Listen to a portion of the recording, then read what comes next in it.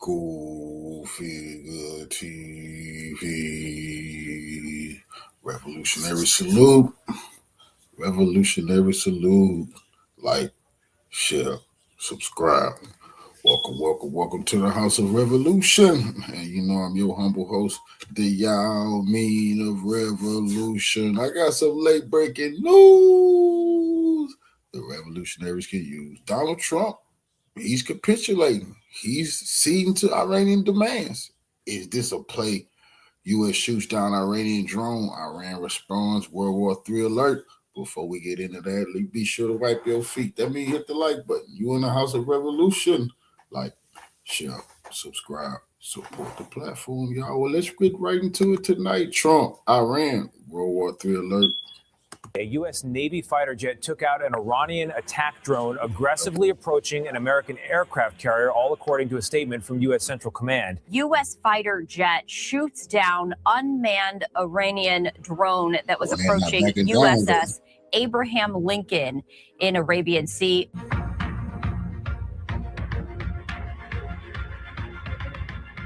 Let me tell you, when a U.S. Navy F-35 Lightning II launched off an American aircraft carrier and shot down an Iranian drone over the Arabian Sea on February 3rd, 2026, that wasn't just a military incident. It was a loud, unmistakable message delivered in the language Washington understands best: force first, diplomacy later, if at all. U.S. Central Command's own framing was that the Iranian drone aggressively approached the carrier group and had unclear intent, and they say the shootdown was self-defense. But you know what jumps out immediately? The geography and the pattern. The carrier was reported to be roughly 500 miles, about 800 kilometers, from Iran's southern coast, in the same broader maritime arena where the US has spent decades projecting power, policing shipping lanes, and treating the Gulf neighborhood like a permanent forward operating base. And that's exactly why Iranians see this as provocation, not protection. Because you can't float a massive strike platform on Iran's doorstep, keep expanding military presence, and then act shocked when Iran watches you, especially when Washington's own officials admit tensions were already high and talks were fragile. Now here's the part that makes this bigger than a single drone.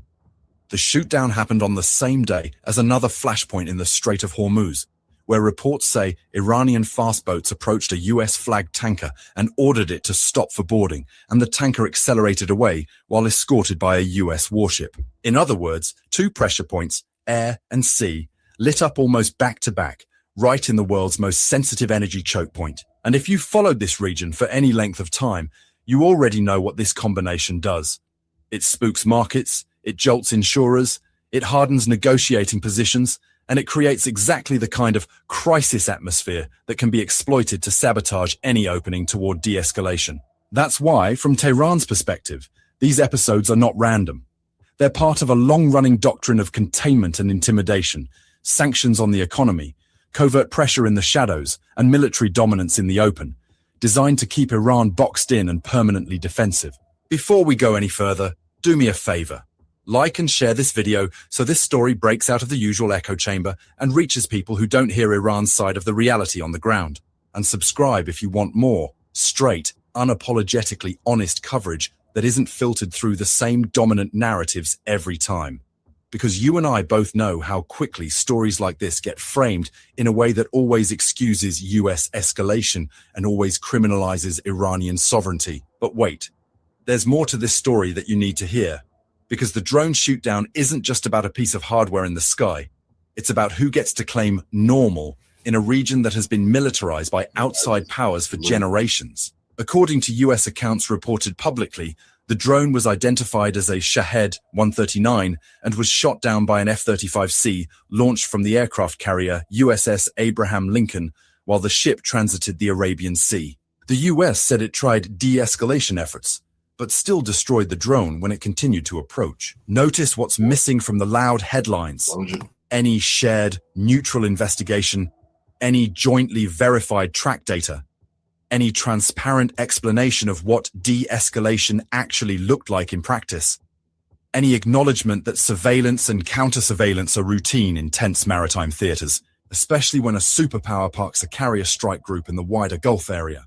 Unclear intent is a flexible phrase. You can stretch it to justify almost anything. And you know what else matters here? The diplomatic timing. Reporting around the incident tied this escalation to a moment when Washington and Tehran were publicly signaling interest, at least in principle, in renewed talks, with President Donald Trump warning of consequences if negotiations fail, and with Iranian leadership also messaging about equitable negotiations. That's exactly the kind of environment where hardliners on all sides thrive. One confrontation at sea or in the air, and suddenly the entire conversation becomes, we can't talk to them. They only understand force. We need more deployments. The end result is predictable. Diplomacy gets strangled before it can even breathe. Iran has lived under a constant drumbeat of threats, economic warfare through sanctions, open talk of strikes, and an Israeli-US security posture that treats Iranian capability itself as illegitimate. So, Iran does what any state under pressure does. It watches, it monitors, it maps patterns, it tries to prevent surprise. And in a region saturated with US platforms, carriers, destroyers, surveillance aircraft, satellites, bases, Tehran's drones are one of the few tools that let it see and respond without automatically escalating to manned operations. That's why Iranians interpret the shootdown not as defense, but as the US asserting monopoly control over situational awareness in Iran's own strategic environment. But you might be wondering, okay, what kind of drone are we talking about? The name reported by US officials was Shahed 139. But here's the important, careful point. Detailed, independently verified specs for that exact designation are not consistently published in a way that's easy to validate publicly, especially compared with more widely documented Iranian systems. So rather than pretend certainty, let's anchor this in what we do know about the broader Iranian drone ecosystem and what was also reported in the same 24-hour window. A Mohajer drone operating overhead during the Strait of Hormuz tanker encounter.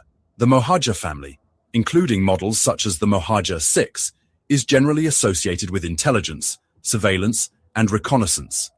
Think electro-optical and infrared sensors, persistent loiter time, and the ability to cue maritime activity. Publicly compiled references for Mohajer 6 commonly describe endurance on the order of many hours and substantial mission radius, with payload capacity sufficient for sensors and, in some configurations, guided munitions, though the mission profile over the strait would obviously emphasize observation and signaling rather than attack. Now let's pivot to the Strait of Hormuz incident, because this is where the geopolitical chessboard becomes painfully clear. On February 3rd, 2026, maritime reporting said Iranian gunboats approached the US-flagged tanker Stena Imperative north of Oman and ordered it to stop for boarding.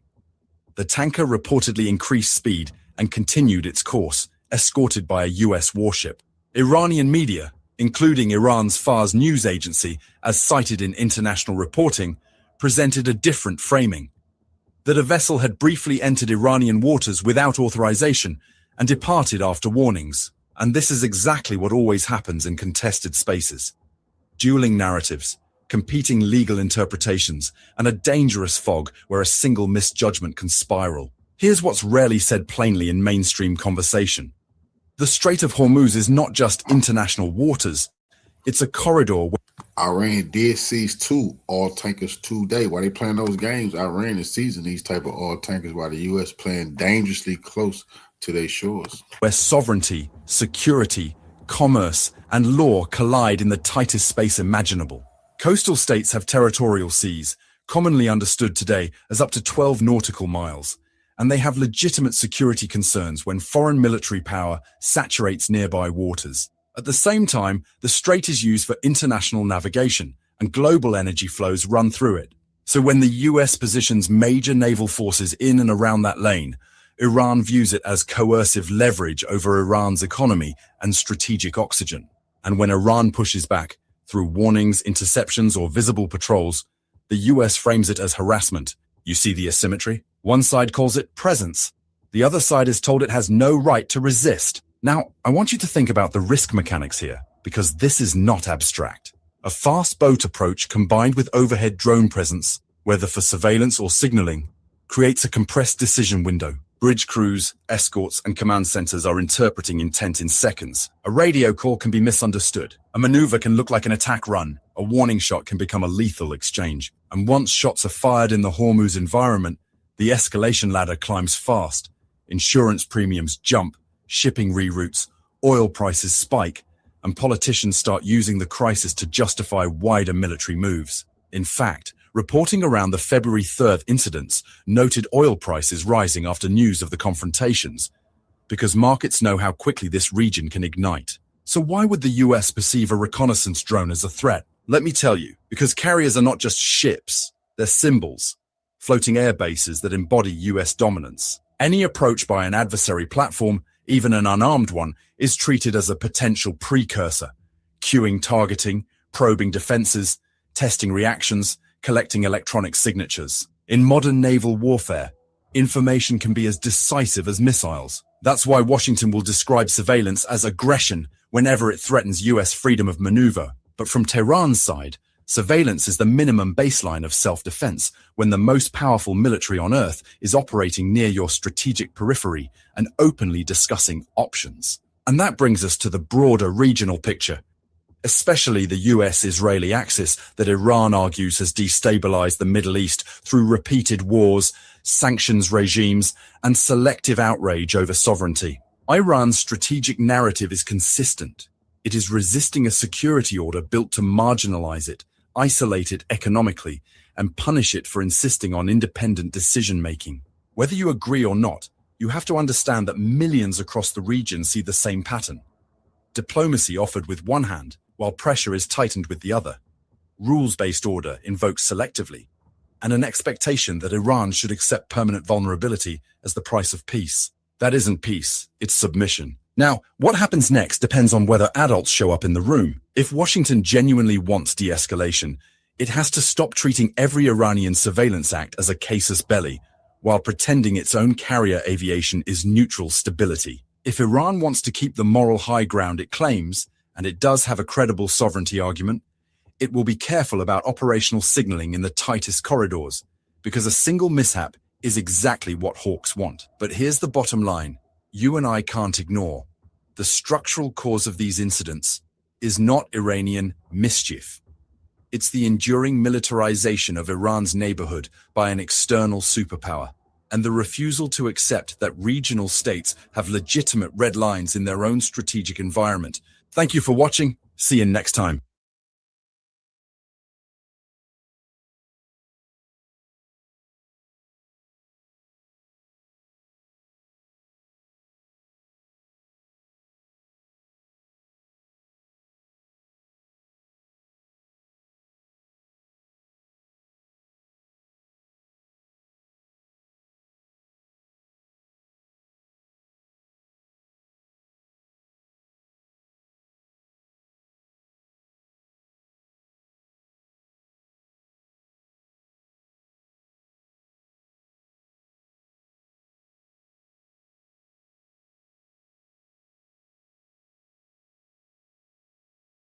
Found itself in a dangerous game.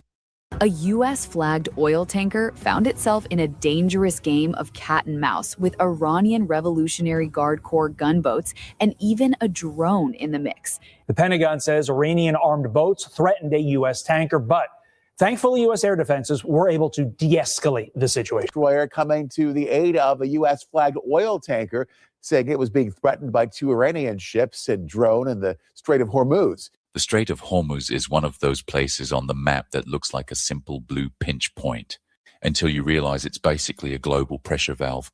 On February 3rd, 2026, that valve hissed loudly when Iranian boats moved in on a US-flagged tanker called the MV Stena Imperative while it transited the strait north of Oman, right in the traffic lanes where the world's oil trade is supposed to glide through normally.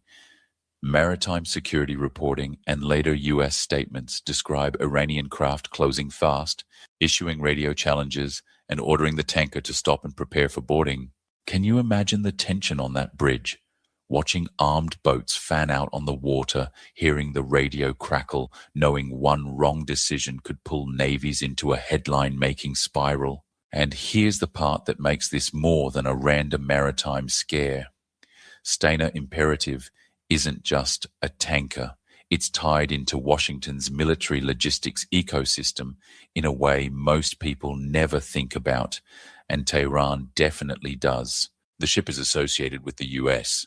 Tanker Security Program, created to ensure the U.S. government can access a core fleet of U.S.-flagged product tankers during emergencies, and it has been publicly described as having the kind of certification that supports complex consolidated cargo and replenishment-style operations that help keep fleets fueled and moving. That matters because in a region where deterrence is measured in days of fuel, miles of reach, and sustained sortie rates, a tanker can feel less like a neutral merchant ship and more like a floating extension of war planning. But wait until you hear what happened next, because the choreography of this encounter tells you exactly how close the Gulf is to a miscalculation. If this eye-opening story resonates with you, hit that like button and share it far and wide to spread these vital truths. Together, we can challenge the mainstream spin. And please, subscribe now to support honest journalism that stands with the oppressed against warmongers. Your click means we're in this fight side by side. But hold on, because the real game changer is coming up. The way this played out shows a clash between two completely different philosophies of power: America's big ship, big network, big logistics model, and Iran's "we can hurt you right here, right now" choke point doctrine. According to maritime risk reporting, multiple small Iranian armed boats approached Stena Imperative and hailed it, ordering the captain to stop engines and prepare for boarding. The tanker did the opposite, accelerated, held course, and remained outside Iranian territorial waters as described in those reports. Then the escort piece clicked into place. A U.S. Navy warship moved to accompany the tanker. That sequence, pressure, refusal, escort, sounds tidy on paper, but in real time, it's a nerve test for everyone involved. Now, if you're listening to me like we're sitting across from each other, here's the question you should be asking. Why would Iran risk a flashpoint around a US-flagged ship in the first place? Tehran's worldview, especially the IRGC's, treats logistics as the hidden skeleton of military power. You can't keep carrier air wings flying, destroyers patrolling, or long-endurance operations running without fuel moving smoothly. And Stena Imperative has been publicly described as part of the U.S. Tanker Security Program, which was designed to provide assured access to a set number of U.S.-registered product tankers that can support the Department of Defense during contingencies. And based upon what I've seen from him and his administration to this point, if you look at the tariffs, he'll double down.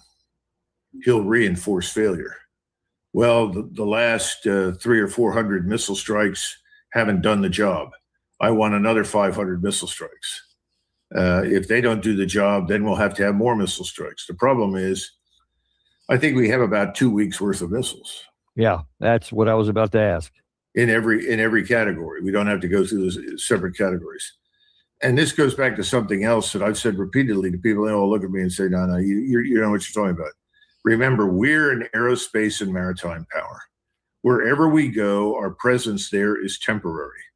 It's not permanent. In other words, we don't live there. Our population doesn't live there.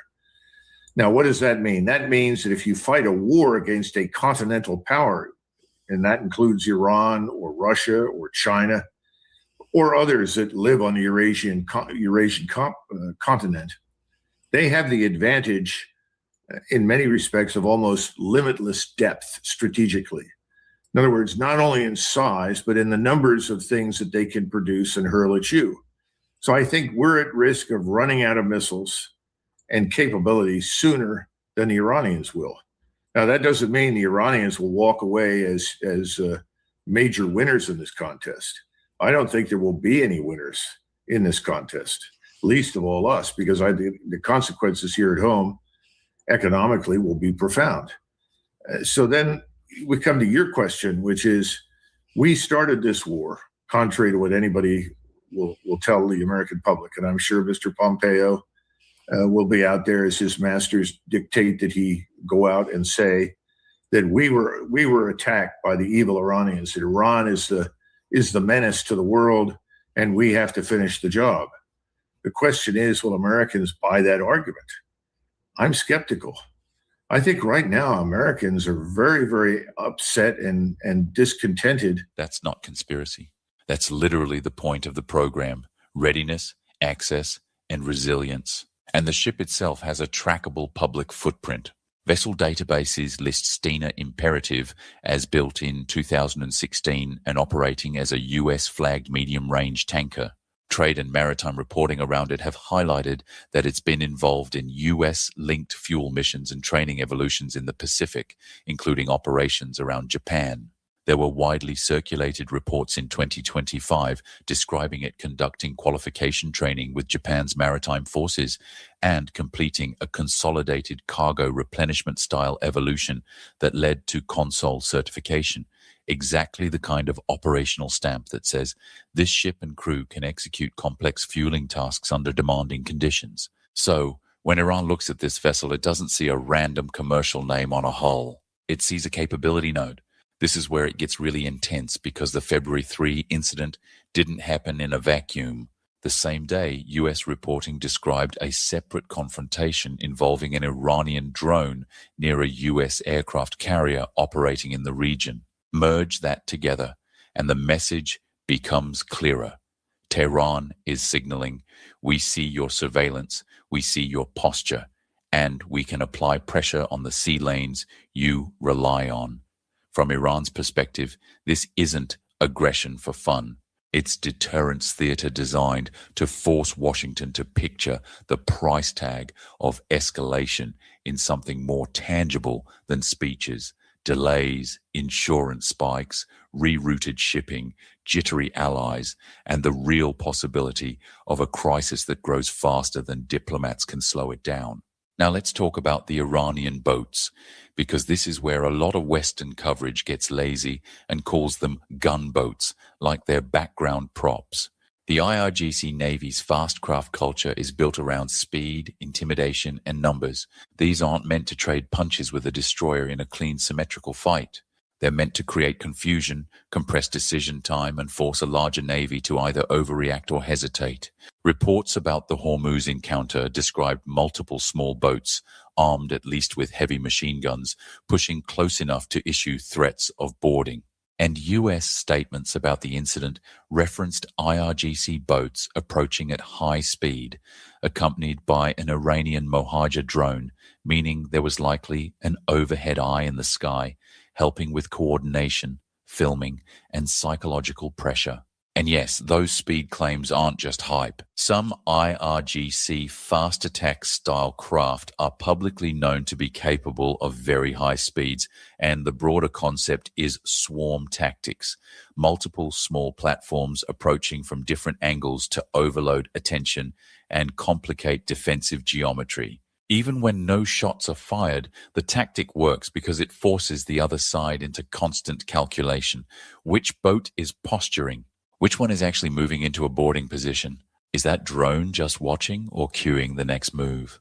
And in a narrow corridor like Hormuz, where distances collapse and reaction windows shrink, that pressure is the point. Here's the uncomfortable truth for Washington. One it rarely says out loud. Freedom of navigation sounds noble until it becomes a stress test against an adversary that has trained for decades to fight in that exact maritime terrain. Iran doesn't need to beat the US Navy in a traditional scoreboard sense to impose costs. It needs to create enough friction that global markets wobble and US decision makers feel the political heat. The Strait is the amplifier. Even small incidents can spike perceived risk, drive up shipping premiums, and put allies on edge, especially energy importing states that can't afford prolonged instability. And that's where the psychology really bites. Think about the US sailor or officer operating in that environment day after day, knowing a single encounter can jump from routine to crisis in minutes. That kind of constant readiness strain is real. Morale isn't just about courage, it's about the burden of uncertainty. Iran's tactics are designed to seed doubt. Doubt about how controllable escalation really is. Doubt about whether every patrol is worth the risk. Doubt about whether Washington's threats are sustainable when the cost is a regional fire that spreads into global economics. Venezuela has faced U.S. pressure, threats, sanctions, and political interference, and its ability to impose immediate choke point-style costs is far more limited. Iran is different because geography gave it a lever, and ideology gave it the will to pull it. Hormuz is the lever. The IRGC's asymmetric doctrine is the hand on the lever. And Iran's network of partnerships and regional relationships, combined with domestic political narratives of resistance, creates a posture that's meant to look unbreakable under pressure. Whether you agree with every action or not, the strategic contrast is real. Iran signals proactively, not passively, because it believes deterrence must be demonstrated, not merely declared. Now, I'm going to be very careful here because there's a line between explaining risk and giving a how-to. What I can say educationally, responsibly, is this. Modern warships are powerful, but they are not invulnerable, and naval analysts have long discussed how congested waters, layered threats, and limited reaction time can create serious danger even for advanced fleets. The lesson from history isn't that small forces always win. It's that asymmetric attacks can create strategic shock, especially when they exploit surprise, proximity, or complex environments. Incidents like the attack on the USS Cole are often cited in military education for that exact reason, not because the tactics are mystical, but because the strategic impact can be enormous compared to the size of the platform involved. So, when Iran showcases fast craft, drones, and the ability to mass presence quickly in Hormuz, it's sending a deterrence warning. If you push this into open conflict near our shores, you are choosing a battlefield that compresses your advantages and magnifies your vulnerabilities. That's also why you see so much emphasis on electronic warfare, surveillance, and ambiguity in these encounters. The goal isn't always to fire. Often the goal is to force the other side to imagine the chaos of a worst-case scenario and then step back from the brink. Tehran argues that what it's doing is defensive precisely because the US and Israel have repeatedly framed military action against Iran as an option, sometimes loudly, sometimes through posture, exercises, and strategic signaling. Iran's line is simple.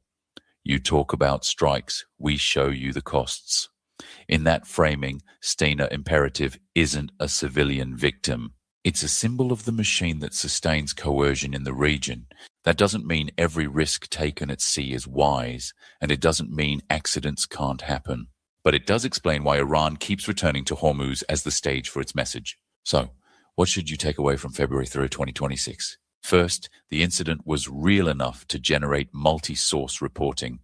Iranian boats approached, radioed instructions to stop. The tanker refused and accelerated, and U.S. naval escort was involved. Second, the ship's profile matters. U.S. flagged, associated with a U.S. program designed to ensure fuel access in crises and publicly linked to specialized replenishment type certification and training. Third, and this is the big one, the encounter wasn't just a maritime drama, it was strategic communication. Iran was reminding Washington that any plan to tighten pressure, threaten strikes, or posture militarily has a price in the very artery the world economy depends on. The scariest part isn't that Iran can create tension in Hormuz. The scariest part is that Washington keeps acting shocked that Iran uses the only lever geography gave it, while still insisting it's entitled to operate military power indefinitely right beside Iranian waters without consequences. That contradiction is the fuel of the crisis, and until that contradiction is confronted, yesterday's strike won't look like a one-off, it'll look like a preview. Thank you for watching. Subscribe to support my work. See you next time.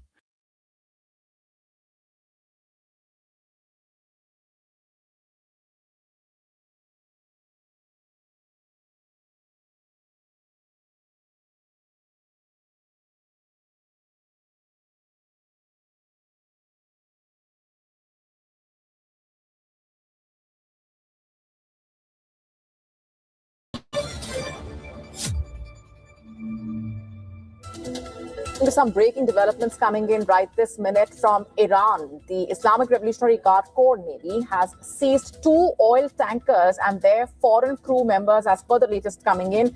Iran says the ships have been captured because they have been smuggling fuel. In fact, Tehran also saying the vessels had over 1 million liters of fuel on board and they were seized in the waters near the Farsi island. And the details are still awaited about the flags that the tankers were flying when they were seized. So that's going to be another crucial detail to watch out for. But as of now, Iran is saying that 15 foreign crew members have been detained and handed over to the Iranian judicial authorities. According to Iran, the tankers are part of a coordinated smuggling network which has been operating over the last few months. And these seizures, of course, come at a very crucial juncture amid heightened tensions that we've been telling you about between Iran and the United States. Remember, America sent an armada to surround Iran earlier and has been ramping up its military presence in the region. And in the wake of those developments now, in the latest, we have this move coming in from Iran. Of course, far-reaching implications of this move as well. Earlier, we told you about the kind of moves that were made by both the US and Iran. In fact, now we have the 2 oil tankers that have been seized along with their foreign crew members. And Iran says that the ships have been captured because they have been smuggling fuel.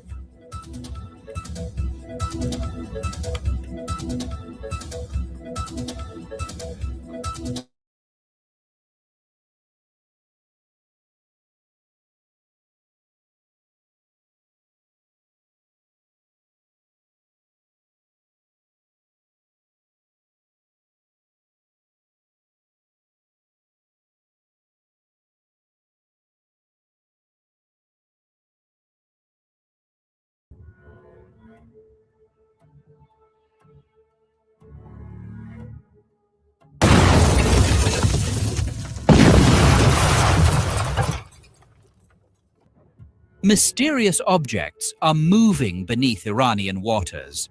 Long, torpedo-like shapes crawling silently toward Trump's largest aircraft carriers, the Abraham Lincoln. But this time, the target is not the deck. It is the belly of the ship itself. They are known as water hornets in Pentagon reports. They are neither aircraft nor missiles, but small suicide submarines. Their mission is to approach the target and then detonate. They move in, then explode directly beneath the hull. A single strike from one of them could be enough to sink an entire floating airbase without a single shot being fired. So what is the secret behind these underwater drones that force Trump's carriers to pull back? And are they truly capable of sinking them? That is what we will reveal in this episode. Stay with us. The most dangerous of these drones threatening Trump's carriers is known as Al-Qaria. It first appeared in Yemen, a long, silent object that crept up from the depths and detonated near a Western vessel in the Red Sea. It was not a conventional torpedo nor a naval mine, but a small, unmanned suicide attack submarine, with no crew and no detectable emissions after launch. Al-Qaria is the first Iranian loitering suicide submarine to be used operationally in a real combat environment. It was displayed during Houthi military parades, but analysis of its structure and operating profile reveals that it was either manufactured in Iran or built under the direct supervision of Iranian experts. Its external body resembles a torpedo, but with carefully calculated dimensions balancing stealth and range. Its overall length is estimated at 3.5 meters, with a diameter of up to 35 centimeters. Total launch weight is estimated between 250 and 300 kilograms. The hull is constructed from marine-grade aluminum alloys or pressure-resistant composite materials, coated with anechoic, sound-dampening maritime paint to reduce acoustic reflection. The front and rear fins are small and integrated, providing hydrodynamic stability during movement, while propulsion is delivered by a shrouded rear propeller enclosed in a duct to minimize noise to the greatest extent possible. The submarine is powered by a low-speed, high-torque electric motor, running on internal lithium batteries that allow continuous operation for approximately 1.5 to 3 hours. Its estimated combat speed does not exceed 6 to 9 kilometers per hour, a deliberately low speed designed to ensure stealth and avoid detection by sonar systems. Its operational range is estimated between 10 and 25 kilometers, depending on speed, operating depth, and local currents. This distance is more than sufficient to carry out a suicide attack launched from a maritime platform, the shoreline, or a small support vessel. Al-Qariya's primary weapon is a warhead mounted in the forward section, estimated to weigh between 50 and 150 kilograms of high-impact explosives, such as TNT or HMX-based mixtures. Detonation occurs either through direct contact with the ship's hull or via a magnetic proximity sensor once a critical distance from the target is reached. The intended detonation point is directly below the waterline, the structurally weakest point of any warship. An explosion at this location generates a powerful underwater shockwave that defensive systems cannot intercept, potentially causing a fracture in the ship's structural spine, flooding the propulsion compartment, or complete loss of control over operational systems. Al-Qariya contains no remote control guidance system. It is pre-programmed based on target coordinates or heading. Internally, it carries an inertial navigation system, INS, that maintains direction, course, and speed. In the terminal phase, forward magnetic or thermal sensors detect the large metallic mass, the aircraft carrier itself. Nahrain, drone swarms. The second type of submarine is far more advanced and complex. In Western reports, it is referred to as the sinking shadow, but inside Iran, this platform is known as Nahrain, a weapon designed to remain in the depths, not to be seen. Nahrain is a small, unmanned submarine that does not function as a suicide torpedo, but rather as a smart attack and reconnaissance platform. It first appeared during Iranian naval exercises in 2022, operating within unmanned formations alongside fast attack boats. Although Tehran never officially announced it, its design and capabilities suggest it is part of a broader project to develop crewless submarines for surveillance, intelligence gathering, and strikes against light naval targets. Nahrain is estimated to be 2.8 meters long, with a diameter of 30 centimeters, and a launch weight ranging from 180 to 220 kilograms. Its outer hull is constructed from fiberglass or carbon fiber materials, providing enhanced stealth and reducing acoustic signature in shallow waters. It features precision balancing fins on both sides and a dual propeller propulsion system housed within a closed duct, granting it exceptional maneuverability in complex routes and narrow channels.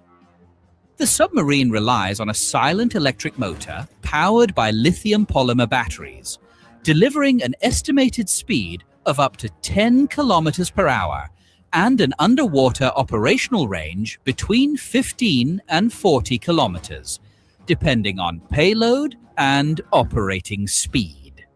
Unlike Al-Qariya, Nahrain does not self-detonate. Instead, it carries a single lightweight torpedo, launched from a forward or side port. This torpedo is designed to strike patrol boats or disable ship propulsion systems with a range of up to 3 kilometers and a warhead weighing between 10 and 20 kilograms of explosives. But the most dangerous aspect of Narain is not its torpedo. It is its eye. The submarine is equipped with a forward-mounted optical thermal camera, low-power sonar, and pressure and salinity sensors, making it an ideal reconnaissance platform in contested waters.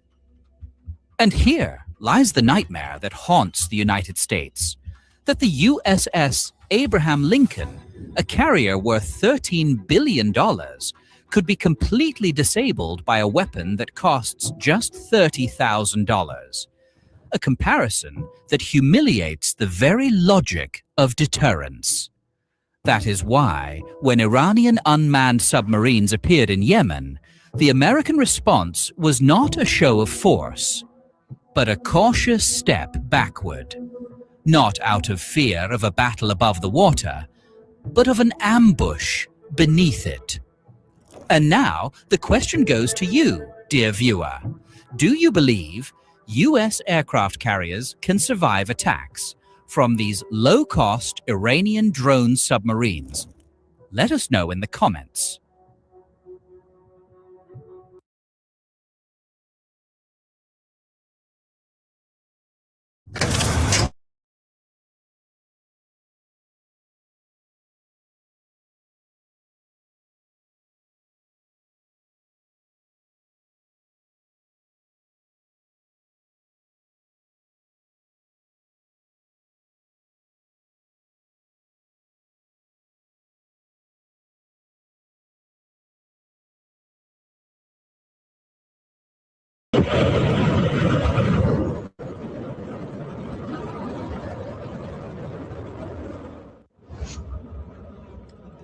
Khorramshahr-4, one of the medium-range ballistic missiles used by Iranian Islamic Revolutionary Guard Corps, was recently publicly seen for the first time deep inside a missile facility, revealing one of Tehran's most capable surface-to-surface weapons.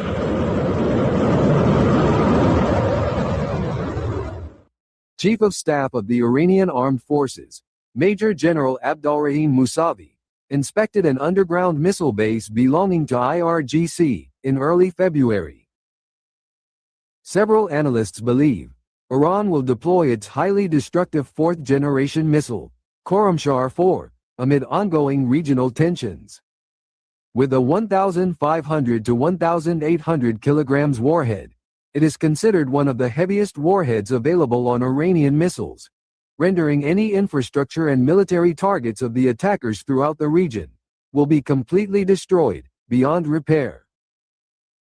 This missile is a key element of Iranian missile arsenal, which continues to expand.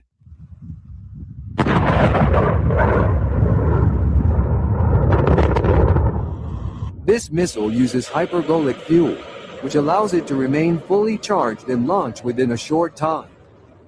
The missile's claimed range is 2,000 kilometers, but the actual range is deliberately lower for diplomatic reasons, to avoid angering European countries. Experts believe Khorramshahr-4 actually has a range of up to 4,000 kilometers, thus locking down enemy targets over a wide area. Flying at very high speeds of Mach 16 outside the atmosphere, and Mach 8 inside, the ability to guide and control the warhead in the mid-exoatmospheric phase are some of Khorramshahr-4's distinctive features. The missile re-enters the atmosphere at hypersonic speeds, maneuvers, and adjusts its trajectory during flight, significantly reducing warning time and making interception more difficult.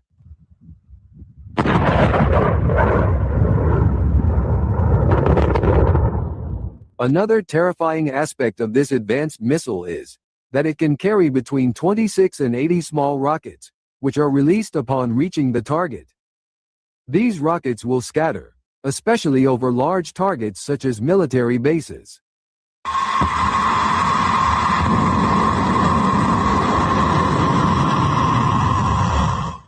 Another video from the time recently surfaced on Telegram shows the devastating impact of an Iranian missile attack on Israel, during the 12-day war in June 2025. Khorramshahr 4 made a brief journey to Tel Aviv, but flying at very high speed and carrying a heavy warhead. The target was completely destroyed, as shown in the video.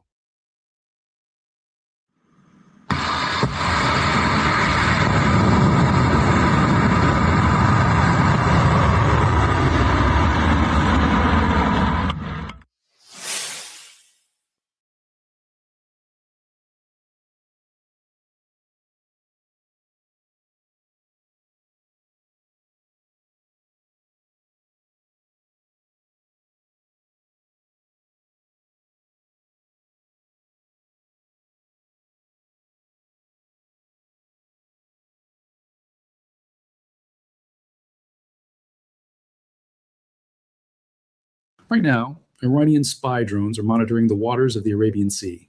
Its cameras locked onto something massive moving through the darkness below. The USS Abraham Lincoln, one of America's most powerful aircraft carriers, cuts through these waters, with 3 guided missile destroyers flanking its sides. But this isn't just another routine patrol. The pieces are moving into position for what could become the opening moves of something far bigger than anyone wants to admit. The drone's transponder blinks on and off, appearing and disappearing from flight tracking systems, as if it's playing hide and seek with the entire world watching. And thousands of miles away in rooms filled with screens and officers studying every pixel of data, analysts are asking themselves the same question that should be keeping all of us awake at night. What happens when the drone stops watching and starts acting? Let me take you back just a few weeks to understand how we got here. January 26th, 2026. The Abraham Lincoln Carrier Strike Group crosses into the Middle East Theater of Operations. This isn't announced with fanfare or press releases. It happens quietly, the way a predator moves into new territory. The carrier displaces over 100,000 tons of American naval power. Its flight deck can launch aircraft that can strike targets over 500 miles away. Its escorts carry missile defense systems that can track and destroy threats from space to sea level. This floating city of 6,000 sailors and aviators represents the kind of power projection that has defined American foreign policy for generations. But here's what makes your spine tingle. Iran knows exactly where it is. And they've been watching it with technology that is cheaper than a luxury car, but potentially just as deadly as anything in America's trillion-dollar arsenal. The drone that was spotted on January 27th, bearing the signal designation SCP-2501, wasn't some sophisticated stealth aircraft. It was flying at 12,174 feet, appearing intermittently on civilian flight tracking websites that anyone with an internet connection can access. Think about that for a second. Iran is conducting reconnaissance on a U.S. carrier battle group, and they are doing it so openly that hobbyists tracking flights on their laptops can watch it happen in real time. The next day, another drone appeared, this time flying lower at 8,000 feet before its signal vanished at 1:33 in the afternoon. This isn't the behavior of a military trying to hide its capabilities. This is a message being broadcast for the entire world to see. We're watching you, we know where you are, and we want you to know that we know. But the story gets more complex, more layered, more dangerous when you zoom out and see the bigger picture that's developing across multiple oceans simultaneously. While that Iranian drone circles above the Abraham Lincoln, something else is happening in the northern Indian Ocean near a port city called Chabahar on Iran, the southeastern coast. Naval forces from 3 countries are preparing for joint military exercises scheduled for late February 2026. Iran, China, and Russia. Now, on paper, these exercises are about maritime security, counter-piracy operations, fighting terrorism at sea, and coordinating rescue missions. All legitimate activities that any responsible naval power might engage in. But this timing screams something far louder than any official press release about counter-piracy operations. Each one brings together naval forces from countries that share one very specific characteristic. They're all, to varying degrees, at odds with American foreign policy. They're all looking for ways to counterbalance what they see as U.S. dominance in global affairs.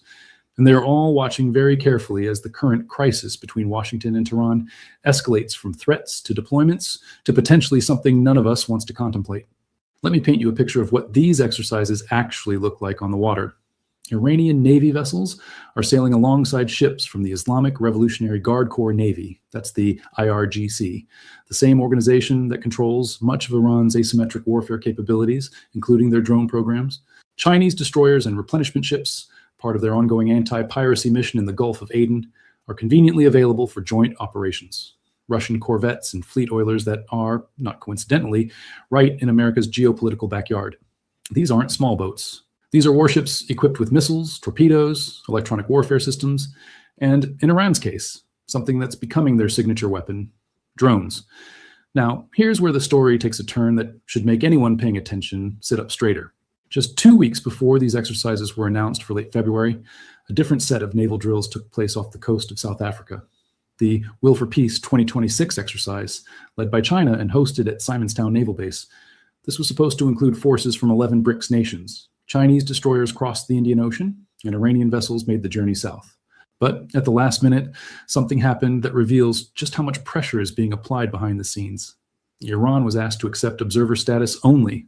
They were effectively uninvited from actively participating in the exercises. Why? Because on the same day, the Trump administration hit BRICS nations with a 25% tariff. That's not a slap on the wrist. That's economic warfare. And suddenly, countries that were perfectly happy to conduct naval exercises with Iranian forces started getting very nervous about the economic consequences. But here's the critical detail that most people missed. South African officials said the decision to sideline Iran was made before the protests that erupted in Iran around 2 weeks prior. This wasn't a response to domestic unrest in Tehran. This was a calculated decision made because of American pressure, the kind of pressure that doesn't get announced in press conferences, but gets delivered in private phone calls between defense ministers and heads of state. And yet, despite being sidelined in South Africa, Iran is moving full steam ahead with the exercises in their own backyard in February. The message is clear.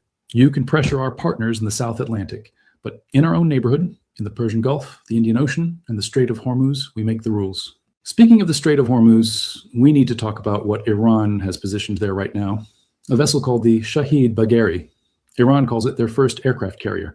Western analysts call it a helicopter carrier. Both descriptions are technically accurate, but both miss the point entirely. This ship is 240 meters long. It has a flight deck with a ski jump ramp. It can carry 60 drones and 30 fast missile launching vessels. It has 8 Khazar defensive missiles with a 17-kilometer range, 8 anti-ship missiles from the Ghadir series, and possibly 2 ballistic missiles and containers on deck. It has electronic warfare teams, special commandos, diving units, and can sail continuously for a year without refueling.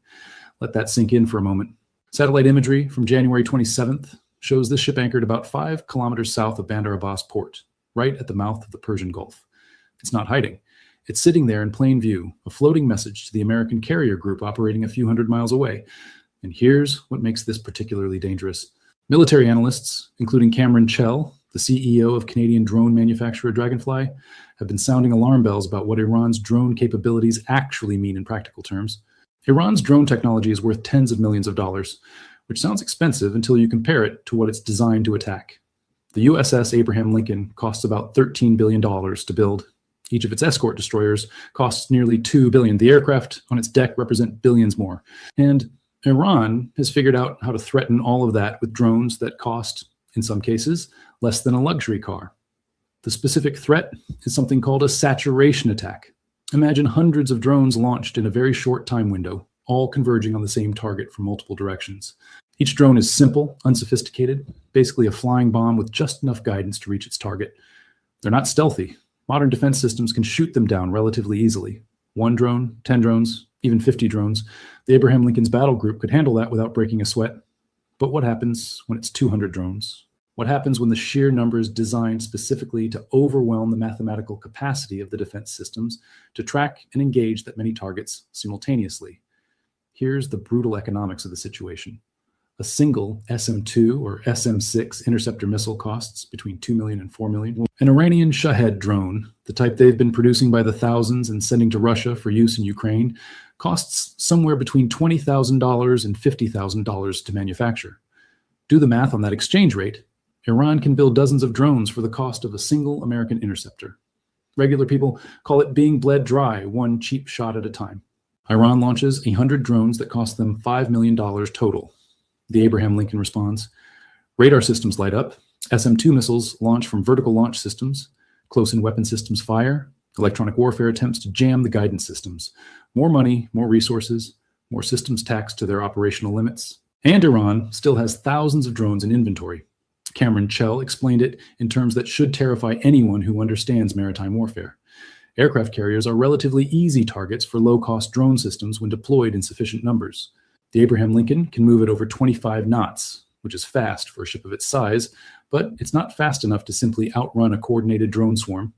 It's 100,000 tons of steel sitting in water that Iran has been studying how to attack for decades. Now, let's talk about what happened in December that everyone should be paying attention to. December 16th, 2025, the U.S. military tested a stub-nosed delta-wing drone called Lucius, low-cost, uncrewed combat attack system. And here's the part that should make everyone pause and think very carefully about what's happening. Lucius is a reverse-engineered copy of Iran's Shahed drone. The United States military took Iran's weapon, studied it, copied it, and is now deploying its own version. They're launching them from ships, from trucks, from catapults. They cost about $35,000 per unit. They're designed to be manufactured by multiple companies simultaneously to enable mass production. The United States is literally adopting the Iranian drone warfare doctrine and turning it back against its creators. America has stealth aircraft costing billions, carriers, submarines, and satellite networks, representing the absolute cutting edge of military technology. And now in 2026, the US military is mass producing cheap kamikaze drones based on Iranian designs because they've recognized something fundamental about modern warfare. Sometimes quantity has a quality all its own. Sometimes the swarm beats the sword. Sometimes the way to counter an asymmetric threat is to adopt the same asymmetry and deploy it with greater resources and coordination. But here's where the international dimension becomes impossible to ignore. While carriers and drones play cat and mouse in the Arabian Sea, the Russian Defense Ministry released a statement afterward that used very specific language. The developments in Venezuela and Iran require our departments to conduct constant analysis of the situation in the security sphere and take corresponding actions. Venezuela and Iran. Both are test cases for whether the United States can still impose its will unilaterally on nations it considers adversaries. But Russian Foreign Minister Sergei Lavrov went further, talking about deepening cooperation in joint operations, personnel training, enhancing strategic coordination, and protecting shared interests. And this is happening right as Iran prepares to host joint exercises with both countries in the Persian Gulf. The timing isn't coincidental. Iran is demonstrating that, yes, America can deploy carrier groups to the Persian Gulf, but Iran has partners, has backing from powers that can, to some degree, balance American military might. Now, we need to address something that's been swirling in various headlines and social media posts. Are there Chinese and Russian troops in Iran?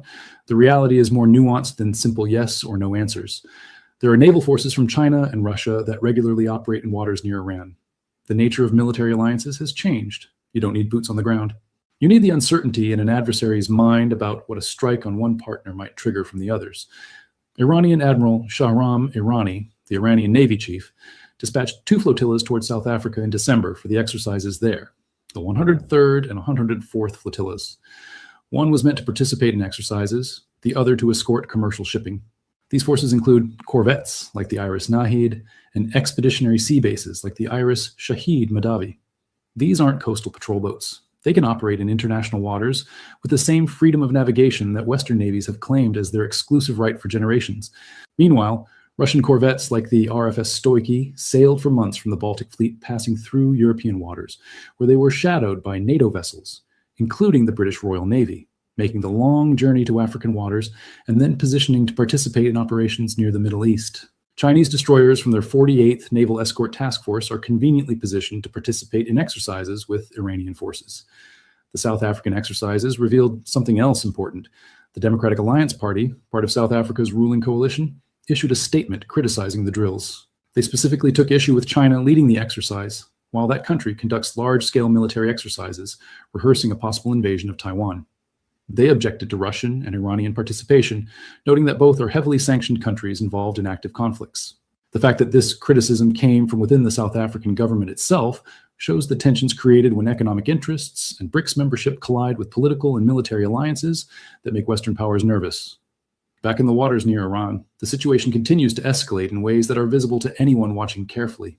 Iran's president has been making calls to the Amir of Qatar and the president of Pakistan. The Iranian ambassador to Egypt told Sky News Arabia that U.S. military bases and fleets in the region are within range of Iranian capabilities. Each side is making statements designed to demonstrate resolve without crossing lines that make de-escalation impossible. But beneath the diplomatic statements, military forces are moving and drones are flying. Former U.S. Assistant Secretary of State, Brigadier General Mark Kimmett, acknowledged publicly that U.S. bases remain vulnerable to Iran's missile capabilities. Defense experts warned that a single successful drone strike, even one that doesn't sink a carrier but simply damages it, would have massive global political consequences. Energy markets would react instantly, insurance rates for shipping through the Strait of Hormuz would skyrocket. And the credibility of aircraft carriers, the cornerstone of American military strategy for decades, would be called into question. Reports from inside Iran paint a picture of a country under severe stress. Protests that began on December 28th over currency devaluation and economic hardship have continued. Iranian authorities have accused the U.S. and Israel of backing armed rebels. Government spokesperson Fatmeh Mohairani said the government sees security forces and protesters as its children and is trying to listen to their voices, even while some try to hijack the protests. These are the public statements. The private reality is almost certainly more complex, more violent, more desperate on all sides. Protesters demanding change find themselves caught between domestic security forces and international agendas that may not align with their actual interests. And foreign powers see opportunity in the chaos. The New York Times reported that US and European officials are involved in ongoing negotiations. But the fact that negotiations are happening even as military forces mass suggests that both sides are looking for off-ramps, for ways to step back from a confrontation neither side actually wants. White House Press Secretary Caroline Leavitt told reporters that what is being heard publicly from the Iranian regime is quite different from the messages the administration is receiving privately. She indicated that the president has an interest in exploring those messages. It suggests that despite the apparent march toward confrontation, there are back channels open. Each side is trying to gain leverage through displays of force while simultaneously looking for diplomatic solutions. The question that remains unanswered is this: when does the posturing stop and the reality begin? When Iranian drones continue their reconnaissance flights over US naval assets, when Israel makes its next calculation about striking Iranian targets, when protesters in Iranian cities demand change that their government may not be willing to grant, where does all of this lead? Modern warfare isn't what it used to be. We're in an era where cheap drones can threaten expensive carriers, where coordinated partnerships between Iran, China, and Russia force entire strategic doctrines to be reconsidered. The Abraham Lincoln Carrier Group represents the old model of power projection. The joint exercises between Iran, China, and Russia represent an emerging model of coordinated resistance to unipolarity. And all of this is happening right now in real time.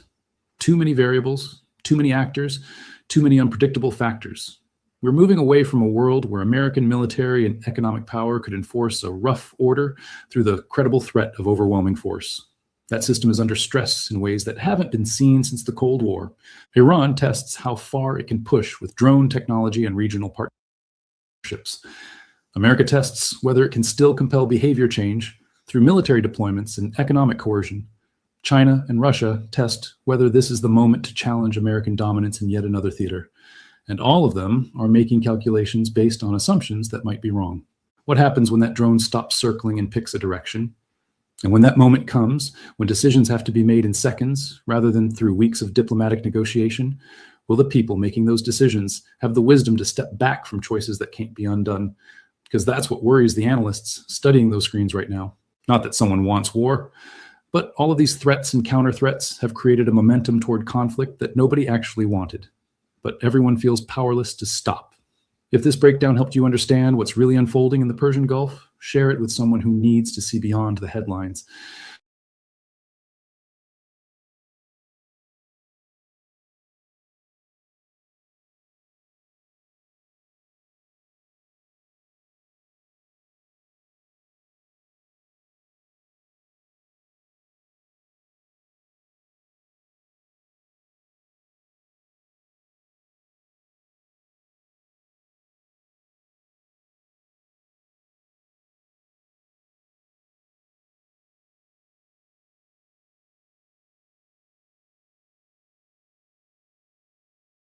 From Iran that just show how quickly motor-mouthed Donald Trump has surrendered to Iran even before the start of the much anticipated full-blown war with the Islamic Republic. First, Iran seized 2 foreign oil tankers today from the Strait of Hormuz and arrested 16 crew members. These 2 oil tankers were carrying over 1 million liters of oil. Then the rogue regime of the US has finally agreed to the Iranian condition to hold Friday's talks in Oman and not in Turkey. I will discuss these 2 topics in detail and also take you through the dishonesty of this slimy and unscrupulous UK Prime Minister Keir Starmer, who faces the biggest test of his political career. So Iran today captured 2 foreign oil tankers from the Strait of Hormuz and arrested around 16 crew members. These 2 oil tankers were reportedly carrying 1 million liters of oil. The Iranian authorities said that the crew members were handed over to the custody of judicial bodies, their words, not mine, for further investigation. Meanwhile, the Iranian military said that both the oil tankers had been taken to Bushehr after being captured in Farsi.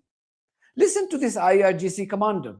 بسم الله الرحمن الرحیم. با توجه به اشراف کامل نیروی دریایی استخبارات خلیج فارس منطقه دوم نیروی دریایی مثل به اشرافی که داشت متوجه تردد 2 فروند شناور حامل قاچاق سوخت شد. با حکم قضایی این 2 شناور تقریبا در محدوده استفاده جزیره اقتدار جزیره فارسی توقیف شدند. با حکم قضایی به بوشهر منتقل شد و مقدار بیش از 1 میلیون لیتر سوخت قاچاق از نوع گازوئیل تحویل شرکت ملی پخش پالایش شد. در این راستا 15 نفر خدمه خارجی این 2 فروند دستگیر شدند و جهت سیر مراحل قضایی همکنون در اختیار محاکم قضایی است. What this development shows is that Iran enjoys complete control over the Strait of Hormuz.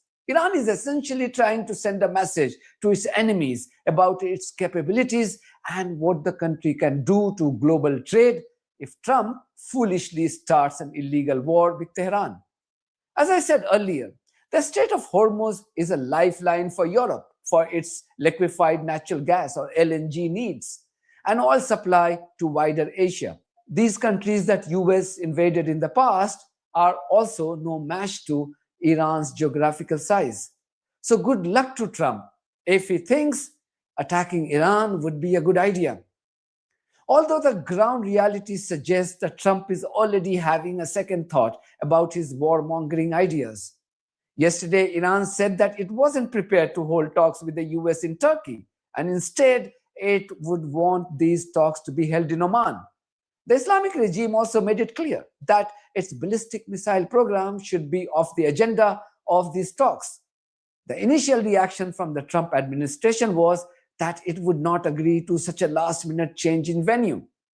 American media outlets were quick to declare that the talks had collapsed. However, this morning, we learned that the US would be sending its representative to Muscat. I'm told that America's allies in the Middle East, namely Saudi Arabia, the UAE, and Qatar, exerted pressure on Trump to resolve the conflict with Iran through talks. None of these countries want Iranian missiles rain through their skies and destroy their key infrastructure. The Iranian Supreme Leader Ayatollah Ali Khamenei has already warned of a regional war if the US attacks Iran. This means that Iran could target key infrastructures in the Gulf region to teach the US a lesson. Imagine Iranian ballistic missiles, say the 4th generation Khorram Shahr series, which has a range of over 2,000 kilometers, begin to target Burj Khalifa in Dubai, oil installations of the UAE or Saudi Arabia, or US airbase in Qatar, and cause widespread death and destruction. What would this do to the Project Dubai and its global image? What would it do to the investment potential in the UAE? Trump himself has billions of dollars worth real estate empire in this region. That too wouldn't be immune to future Iranian attacks. This explains why Trump has readily agreed to accept the Iranian condition, at least for now. Meanwhile, Trump's minion, J.D. Vance, has taken a dig at the Iranian leadership by saying that its ministers didn't have freedom to take decisions on their own. By the way, Megan, one thing I would say about the Iranians that is just really weird to me, and I don't understand their system, and I frankly think that it makes diplomacy with them extraordinarily difficult, is the person who makes the decisions in Iran is the supreme leader, okay? The president, our sense is, doesn't have a lot of juice, doesn't really matter. The foreign minister seems to talk to the supreme leader, and that's mainly the person that we've communicated with, but it's a very weird country to conduct diplomacy with when you can't even talk to the person who's in charge of the country. That makes all of this much more complicated. And it makes the whole situation much more absurd. Like, he can pick up the phone and call Putin. He can pick up the phone and call Xi. Even countries that we have very hostile relations with, he can pick up the phone, North Korea. He met the guy at the 38th parallel. It is bizarre that we can't just talk to the actual leadership of a country. It makes diplomacy very, very difficult. Can someone ask him if he has the freedom to take any decision pertaining to American national security on his own without consulting his mad boss called Trump? And he's the vice president of his country. Top global leaders from around the world have had no problem in talking with Iran or their supreme leader in the past. Here are some examples. But the US finds it difficult to talk to Iran. Doesn't it mean the problem lies with the US and not Iran? Why would a country be dying to speak with you when you have choked its population to death through illegal sanctions and currency manipulation? These bloodthirsty maniacs from the West are frustrated because, despite investing billions in causing unrest in Iran and large-scale death and destruction, the Iranian establishment has managed to take control of the situation. Listen to this Iranian woman. She says she's inside Iran right now, and there is absolutely no truth in the Western propaganda. Hey, American people. I'm an Iranian woman talking to you from Iran. I don't know if they let you hear my message or not, but after the riots in Iran, Trump said he wants to save us, the Iranians. But we Iranian people do not need his saving, and you Americans do not need his lies anymore. His policies are harming both of us. His plan for Iran was clear from the beginning. He used sanctions as a weapon, not only against the government, but also against ordinary people like families, workers, patients, and students like me. He wanted the inflation to rise and daily life to become unbearable for us. And then when we protested against the economic pressure and not the Islamic regime, the Israel-backed agents, organized terrorists, and armed militias stepped in and turned our peaceful protests into violence and calculated acts of sabotage. And when they failed to regime change, that violence is now being used by Trump as an excuse to start a war against Iran, both to burn my country and to burn your tax dollars. Quite the opposite of his promise to put America first. But while he's blaming Iran and talking about freedom abroad, look at what he's doing to you, his own nation. You're peacefully protesting against racism and injustice, and yet your police and National Guard respond with tear gas and bullets. And now he wants to distract you by dragging you into another foreign war. We must stand together against the wrong and dangerous policies of those in power.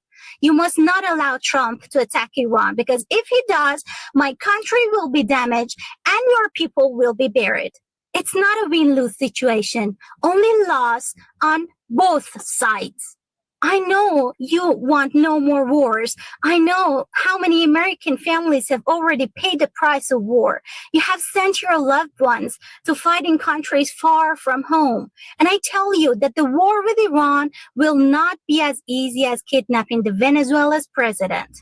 I'm not the speaker of Iran's government, but all the Iranian officials have warned that thousands of American soldiers will die in the Persian Gulf and the U.S. military bases across the region. And this is not a threat. This is a reality of war. And we, the Iranian people, do not want this to happen to you. So you, the American people, must not let this crazy old man decide the fate of millions, because your lives and our lives worth more than his ambitions and his lust for more oil and more power. I will leave you with this fascinating clip of a Labour MP, Richard Burgon, who destroyed his own party leader and Prime Minister Keir Starmer in the Parliament yesterday.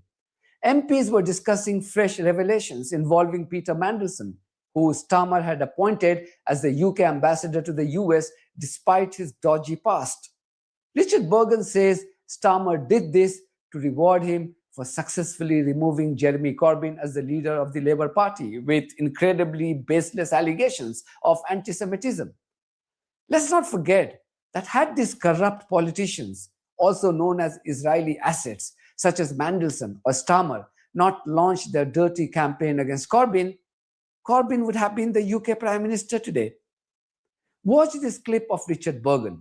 One of the main reasons that Peter Mandelson was let off the hook and eased into one of the most important offices he could be given by the Prime Minister was because of his role in internal Labour Party factional affairs. And that is just completely wrong. I mean, I'll quote Peter Mandelson, who said, "I work every single day in some small way to bring forward the end of his term in office," referring, of course, to the Right Honourable member for Islington North. And that comment was made whilst he was leader of the Labour Party, and Lord Mandelson was a Labour Party member. And I would say that that is a reason he was so grateful for the job that Peter Mandelson did, kicking the left again and again.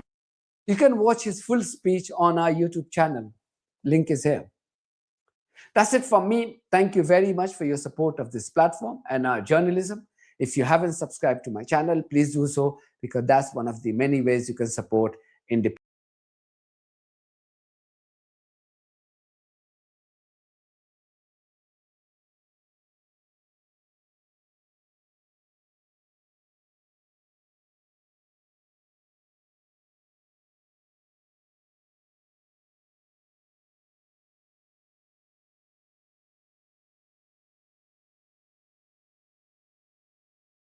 We're not going to. Well, the one question on a lot of people's minds is, are we going to war with Iran? Things were tense these last couple of days. Iran and the United States were set to meet in Istanbul to reignite, not a war, hopefully, but reignite their nuclear talks. Iran then came out and said, wait a minute, we don't want to do this in Istanbul. We want to move this to Oman. And the Trump administration said, nope, we're not going to do it. We're going to blow you up instead.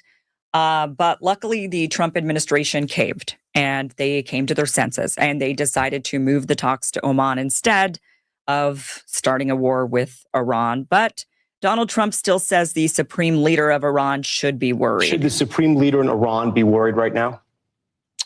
I would say he should be very worried. Yeah, he should be. As you know, they're negotiating with us. I know they are, but the protesters have said, you know, where are the Americans? You promised them we would have their back. Do we still have their back? Well, we've had their back. And look, that country's a mess right now because of us. We went in, we wiped out their nuclear. So that's the question. If we wipe them out, we have peace in the Middle East. Yeah. If I didn't take out their nuclear, think of it. If we didn't take out that nuclear, we wouldn't have peace in the Middle East because the Arab countries could have never done that. They were very, very afraid of Iran. They're not afraid of Iran anymore. We wiped out those beautiful B-2 bombers. One's right over there. Those beautiful little model. Those beautiful B-2 bombers went in and they hit their target, every single bomb, and obliterated it. And because of that, they were going to have a nuclear weapon within 1 month. Within 1 month, they were going to have a nuclear weapon. That was a big threat. That they're not going to have it anymore. But if we obliterate it, what's the deal about? I mean, if there's no more, are they trying to restart the nuclear program? I heard that they are, and if they do, and I let them know, if they do, we're going to send them right back and do their job again. So your understanding is they tried to restart it, and that's why you're threatening force? They tried to go back to the site. They weren't even able to get near it. There was total obliteration. But they were thinking about starting a new site in a different part of the country. We found out about it. I said, you do that, we're going to do very bad things to you. Does that make sense to you? I'm so confused. So we obliterated their nuclear program. So then, yeah, good question from this NBC News reporter, which he should have pressed harder. Then what the hell are we negotiating? If you did the job, right? You wiped out their nuclear program because you said you couldn't negotiate with them. So was that not a great success or what? If you remember, Trump even says this is the reason why he's sending the Armada. He says a massive armada is heading to Iran. It's moving quickly with great power, enthusiasm, and purpose. It's a larger fleet headed by the great aircraft carrier Abraham Lincoln that that's sent to Venezuela. Like with Venezuela, it's ready, willing, and able to rapidly fulfill its mission. And he's saying, come to the table and negotiate a fair and equitable deal. No nuclear weapons. He says in bold, I thought you blew them up. One that is good for all parties. Time is running out. It is truly of the essence. Time is running out.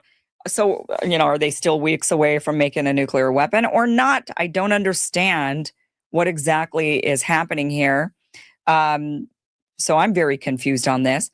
And but they're still demanding that Iran go to the negotiating table. This is all, I think, a ruse. I don't really know exactly how this ends. I don't think Trump really wants to go to war, and I'll show you that. So I don't know how he's going to defeat the powers. There's clearly a deep state war going on that we don't have tickets to view this. I mean, we're kind of watching it on the sidelines a little bit, but our vision's a bit blocked. It would be good to really know who's in charge, what's going on. I'm hearing rumors that one side of the table, it's Marco Rubio. The other side, it's Steve Witkoff and others, and they don't want war. Steve Witkoff and maybe J.D. Vance and Donald Trump don't actually want war, but it's the Marco Rubios, the neocons, and probably all the people behind, who have the real Epstein files are wanting the war with Iran. But one of the things that, when Iran then came out and said, look, we want to move the venue from Istanbul to Oman for whatever reason, maybe they didn't trust that they wouldn't get blown up in Istanbul, just like when the U.S., when Israel targeted, were they in the Emirati? They were with the Emiratis when they got targeted and hit or Qatar. No, it was at Qatar.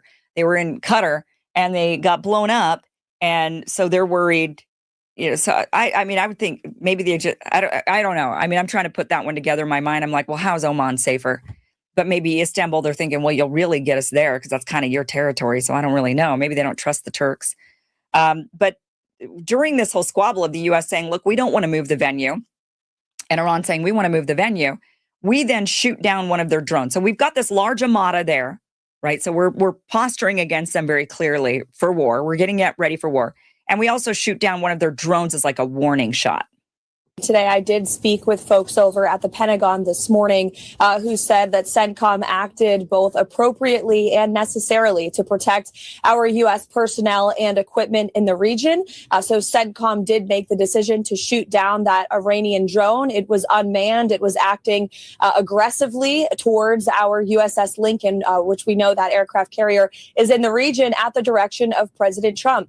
As for the president, he remains committed to always pursuing diplomacy first. But in order for diplomacy to work, of course, it takes two to tango. You need a willing partner to engage. And so that's something the president and Special Envoy Witkoff are exploring and discussing right now. Special Envoy Witkoff is set to have conversations with the Iranians later this week. Those are still scheduled as of right now. But of course, the president has always a range of options on the table, and that includes the use of military force. The Iranians know that better than anyone. Just look no further than the highly successful Operation Midnight Hammer, which took not just Iran, but the entire world by surprise and completely obliterated their nuclear capabilities earlier last year. It took us by surprise because we thought you assholes marched us into a war. Okay, so the U.S.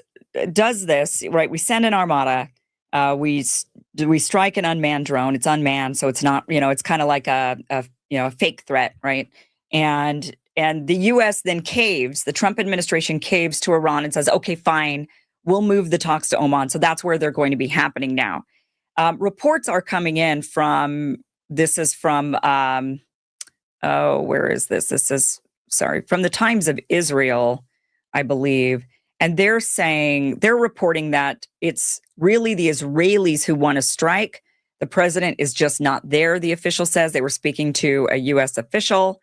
Another senior U.S. official said Trump really does not want to do it. So there's this clear inner war going on between the factions. And we're getting a lot of conflicting information because at one point we were just hearing a couple of weeks ago that it was the Israelis who asked Trump not to strike, and that they weren't really ready. And now we're hearing, no, the Israelis want Trump to strike, and Trump doesn't really want to do it. J.D. Vance also seems like he's on the side of let's not go to war with Iran. I am very cognizant that the Middle East leads to quagmires. Trust me, so is the President of the United States, and we're hearing that. We know that's out there. But more importantly, we know the history, and the President he has no interest in repeating the history of Iraq. What he does want to make sure is that there's a totally separate issue, which is you don't let crazy people get nuclear weapons and then lead to a nuclear arms race all over the world. Too late. We already have the nukes. So.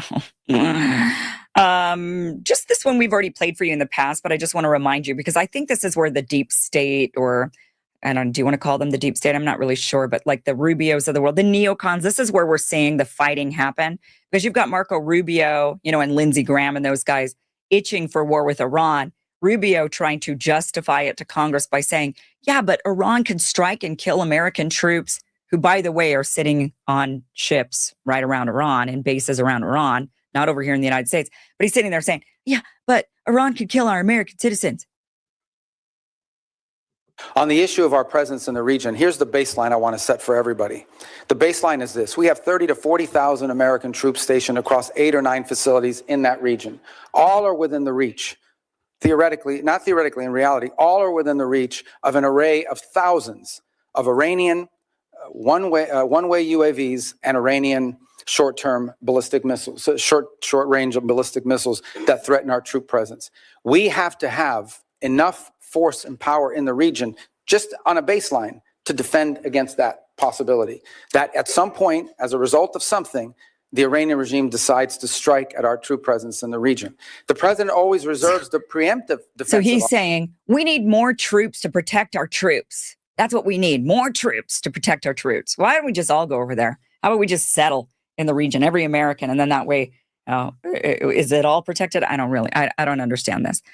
Clearly, there's a deep state war going on. There's a neocon war going on and a deep state war going on.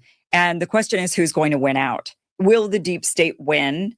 Will they be able to pull Donald Trump into a war he very clearly does not really want to go into? That's why he keeps hemming and hawing. He sends out all the stuff and says, yeah, no, I'll do it. It's like he's got the blackmail, the phone keeps ringing, the blackmail phone keeps ringing, and he picks up the phone. He's like, yeah, no, I'll send an armada. And they're like, well, you better do it. You better, we want to see war with Iran. And then he hangs up the phone. He's like, all right, send the armada. But then they're like, strike. And no, I'm not really ready. How about we do this? How about we do? It's like he's hedging his bets the entire time. And the blackmail phone, the black phone keeps ringing, and he keeps answering it. And he keeps trying to say, no, I'm not. Yeah, no, yeah, I'm not chickening out. I'm not Taco Trump. It is really, really unpopular for the U.S. to go to war with Iran. I think Trump knows this. Republicans should know this, but the deep state doesn't care. The deep state doesn't care who's in power, Republicans or Democrats. They still control everything. So they don't really care if the Marco Rubios of the world or if the J.D. Vances of the world are worried about not winning an election. They just replace them with somebody else that they have control over.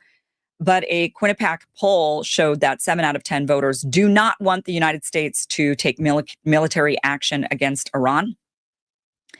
It is just unpopular, even with the narratives of they're killing protesters, they're killing their own people, it's the babies being thrown out of incubators. All again, Americans are not wanting war with Iran. I think Trump knows that. I think Vance knows that. The biggest question is, will the deep state allow us, and that's really what it boils down to, will they allow us to not go to war with Iran, or will they demand it? And that is yet to be seen, and quite scary, in fact. Thanks for watching this clip from the full Kim Iverson Show.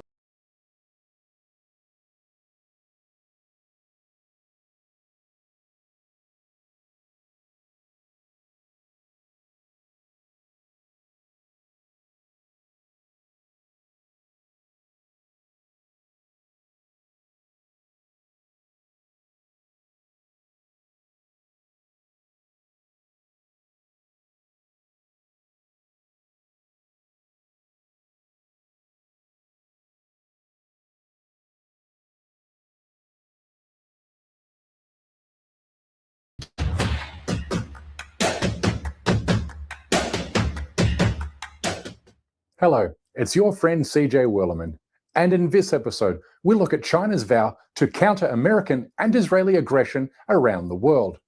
But first, please remember to like and subscribe to our show, and don't forget to turn on notifications so you never miss a single episode. Now let's get into it. In a recent tweet, I asked whether Trump's invasion of Venezuela lit a match for a US-China war, given Beijing was the South American country's #1 oil customer. A move that puts the United States in almost total control over the world's oil reserves, given the US effectively rules the Persian Gulf and Red Sea through its Arab and Zionist puppet regimes. This has caused China's energy anxiety to spike upwards, remembering that more than 50% of its oil and gas imports come from US allies in the Middle East, making Beijing feel completely boxed in by American-Israeli aggression and imperialism, which is why Beijing is vowing retaliation against any country that supports US efforts to isolate China economically. The United States has brazenly resorted to the use of force against Venezuela and demanded that America First be applied when Venezuela disposes of its own oil resources. This is a typical act of bullying, a serious violation of international law, and a grave infringement on Venezuela's sovereignty that also severely undermines the rights of Venezuelan people. China strongly condemns this.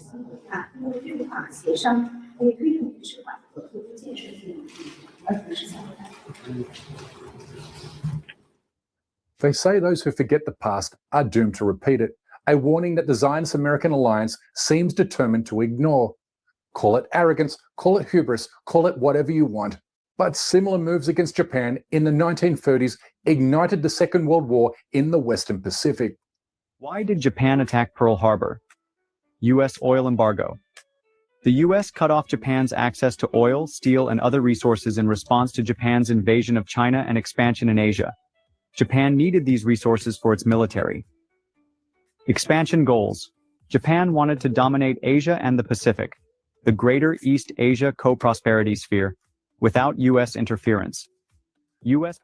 China opposes the use of force in international relations, but it also stated that it will not hesitate to deploy its military power if its strategic interests are directly threatened. But for now, it's using its power and influence to launch a campaign to expel Israel from the United Nations.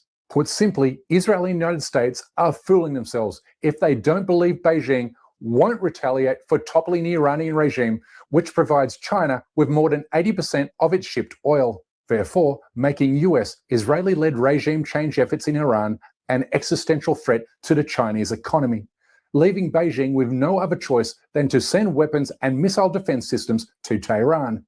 Nothing I'm saying here should be misinterpreted as tacit support for the Chinese government, because not only has its foreign ministry threatened me in public, calling me an anti-China propagandist, but also it has targeted me and my family with threats and harassment in retaliation for exposing evidence of China's criminal abuse of Uyghur Muslims throughout its network of concentration camps in Xinjiang. So, when I talk about China or the United States, I'm merely calling balls and strikes. And the state of the game is this. Beijing has reached breaking point over the unrestrained military aggression of the United States and Israel during the past 2 years. Since the start of the current Gaza conflict, the Palestinian people have been deeply mired in suffering. Lebanon, Syria, Yemen, Iran, among others, are witnessing escalating tensions, and even Qatar has come under attack. The mounting conflicts and volatility in the Middle East have worsened the global security environment, dampened the economic outlook for the world, and ran counter to the common interests of the international community. It is there. To counter Zionist expansionism, which is underwritten by American firepower, China is not only calling for the arrest of Netanyahu and rallying international support against the US-Israeli alliance, but also quietly transferring its latest weapons technologies to Tehran, specifically those that improve the Persian state's air defense capabilities, as per its recent acquisition of China's HQ-9B surface-to-air defense system, which came just days after Israeli and American warplanes bombed Iranian nuclear sites in June of last year, marking a massive turning point in Iran's post-war air defense strategy. This has far-reaching implications for Israel, the United States, and the evolving balance of power in the Middle East. Now to the topic. China's air defense system threatens to take down Israeli aircraft without even being detected on radar. It combines features from Russia's S-400 and America's Patriot system, with the addition of some seriously advanced Chinese tech. It's the only system in the world capable of enforcing an airspace lockdown that's nearly impossible to breach. It has ultra-fast, super-accurate radars. Netanyahu himself is worried about his jets flying anywhere near its range. Planes that can avoid radar detection still get hit by its missiles, and survival chances are basically zero. China giving Iran the tools to knock American F-35s and Israeli F-15s out of the sky is why Trump and Netanyahu called off their planned attack against Iran in early January. Israeli and American attack planes received another blow on the 20th of January when 16 Chinese military cargo planes were reported to have landed in Iran during a 56-hour period, which was preceded by the arrival of another cargo plane in Tehran just 4 days earlier. Over just 3 days, not one, not two, 16 military cargo aircrafts are reported to have landed in Iran. Not commercial planes here, not humanitarian flights, heavy military transports, and here's the detail that is raising the eyebrows. They don't land at known civilian airports. They reportedly touch down at restricted, high-tech locations. Some say a secret base, maybe. Now ask the obvious question, who sent them? Well, the reports point just at one direction, that is China. But you know why this moment is so sensitive? Because this moment comes at the exact time when the US-Iran tensions are peaking. American warships are moving closer. Washington is openly discussing regime pressure, and Iran is warning of retaliation as well. China is no longer sitting quietly on the sidelines because it knows that it can't afford to lose any more of its oil and gas suppliers to the lawless military actions of the Israeli and US governments, which together have stupidly pushed the Chinese military juggernaut into a metaphorical corner, making military confrontation inevitable in the near future as a more assertive Beijing shows a willingness to confront Israel on diplomatic terrain today. China is calling on Israel to halt its military strikes on Iran, warning of serious consequences if tensions continue to escalate. In a rare rebuke at the UN Security Council, Beijing condemned what it calls violations of Iranian sovereignty. Following Israel's Operation Rising Lion, a wave of preemptive strikes on Iranian nuclear and military sites, with retaliatory strikes already hitting Tel Aviv and Jerusalem, the risk of a broader Middle East conflict is rising. This may derail diplomatic efforts and strain global energy markets. Full analysis in the description. China is calling on Israel to halt its military strikes on Iran, warning of serious consequences if tensions continue to escalate. In a rare rebuke at the UN Security Council, Beijing condemned what it calls violations of Iranian sovereignty. Following Israel's Operation Rising Lion, a wave of preemptive strikes on Iranian nuclear and military sites, with retaliatory strikes already hitting Tel Aviv and Jerusalem, the risk of a broader Middle East conflict is rising. This may derail diplomatic efforts and strain global energy markets. It's for this reason Zionist-controlled media outlets are sounding the alarm for a likely war against China.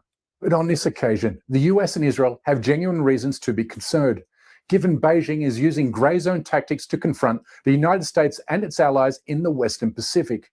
This animation by the New York Times shows how China has quietly mobilized thousands of fishing boats in recent weeks to form massive floating barriers of at least 200 miles long, showing a new level of coordination that gives Beijing more ways to threaten and intimidate US allies, while cutting off or restricting their access to vital shipping and trade routes.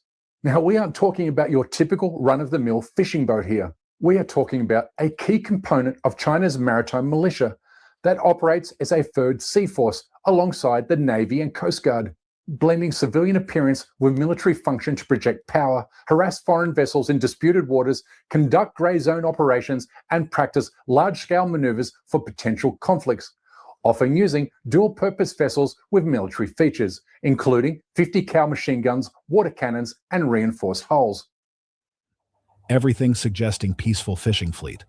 Reality, armed paramilitary force, maritime militia, each vessel, reinforced hull, military communications, hidden weapon systems, crew, former PLA Navy personnel, military trained, combat experienced. Orders from Beijing. Harass American destroyer, interfere with operations, create dangerous situations, force course alterations, demonstrate Chinese control South China Sea. Mission, gray zone warfare, below military conflict threshold, above peaceful operations, strategic ambiguity, plausible deniability. Confrontation in the Middle East and confrontation in the Western Pacific. Beijing knows that the United States can't fight effectively on two fronts so far away from home, whereas China has already made the South China Sea near impenetrable for US forces, as evident in a number of recent US war games, which consistently show the United States suffering significant losses and even defeat in a potential conflict with China over Taiwan. Due to China's advanced missile systems, overwhelming numbers of short-range missiles, and China's ability to quickly inflict catastrophic damage on US aircraft carriers and forces before US air power can fully engage. A war game from the Center for Strategic and International Studies begins with a Chinese missile barrage against Taiwan's military in 2026, destroying much of its air force and navy, followed by an amphibious invasion across the Taiwan Strait. Taiwanese forces fight back using advanced U.S. weaponry, Patriot missiles for air defense, anti-ship missiles and torpedoes for sea defense, and its ground forces to defend the beachheads. Whatever the Taiwanese are going to fight the war with, they have to have that when the war begins. In every scenario, China landed forces on Taiwan. The war game assesses that the U.S. loses 10 to 20 combat ships, including 2 aircraft carriers and 200 to 400 military aircraft. In 3 weeks of fighting, the U.S. suffers more than 3,000 troops killed in action. That's about half of what the U.S. suffered in Iraq and Afghanistan over 2 decades. America's global position is damaged for years. A single miscalculation here or a poorly executed gamble there will bring a catastrophic war to the region, constituting a sobering reality given threats, encounters, and near misses between the two superpowers occur on a near daily basis. Just into CNN, U.S. defense officials releasing this video. Take a look. This is a Chinese fighter jet coming within 10 feet of a U.S. B-52 bomber that was flying over the South China Sea. So, Natasha, what more are you hearing from officials on this? Well, Boris, this was a really close call, and it's something that U.S. defense officials say is happening with increasing regularity over the South China Sea as Chinese pilots take what they have called aggressive and coercive maneuvers against U.S. aircraft that are flying in international airspace in that area. Israel, which has become drunk and delusional over its modest military power and radicalized by the biblical story of David versus Goliath, is now threatening the Goliath that is China, prompting this fierce response from the Chinese government. If you want to have war, you will get war. If you want to destroy China, you will be destroyed. If you want to impose nuclear war on China, you will be wiped out by nuclear war. This is very serious. China's policy is very clear. China will not fire the first shot, but China will not allow you to fire the second shot. Zionist and American aggression and arrogance has literally kicked over a Chinese hornet's nest, with Beijing ready to abandon its long-standing policy of rejecting foreign military intervention. If or when Israel and/or the United States strike Beijing's ally in Iran again, then Tel Aviv and Washington, D.C. should expect vicious retaliation from the Chinese military superpower, one that may very well bring about a sudden end to American empire and the Greater Israel Project. Which means there's never been a more opportune time to drive the final nail into Israel's coffin before Israel drives another into ours. Remembering that the Israel lobby successfully pressured YouTube into demonetizing our channel 4 months ago. Therefore, we kindly ask that you please support our effort to expose and confront the Zionist lobby and other injustices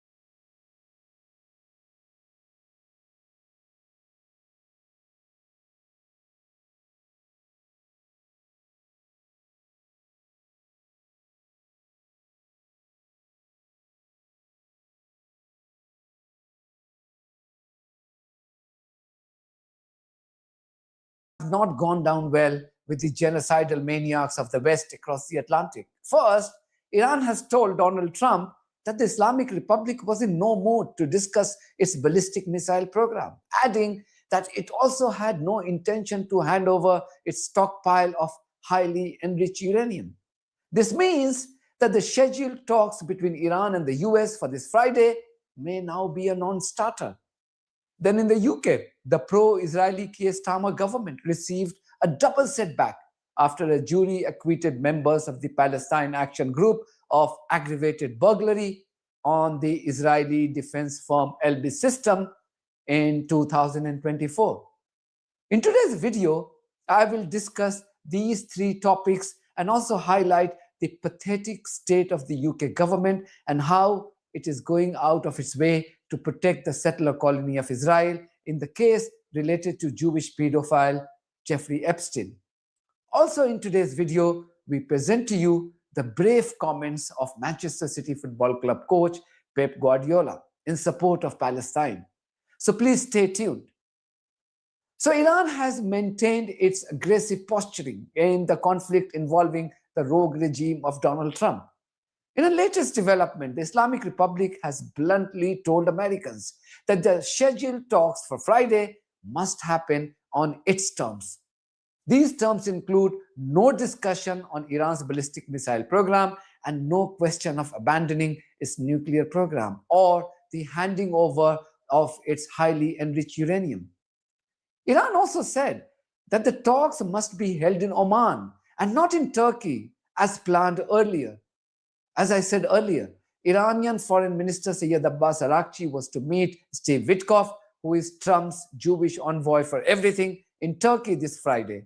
But it seems Iran's latest conditions have effectively killed this planned meeting.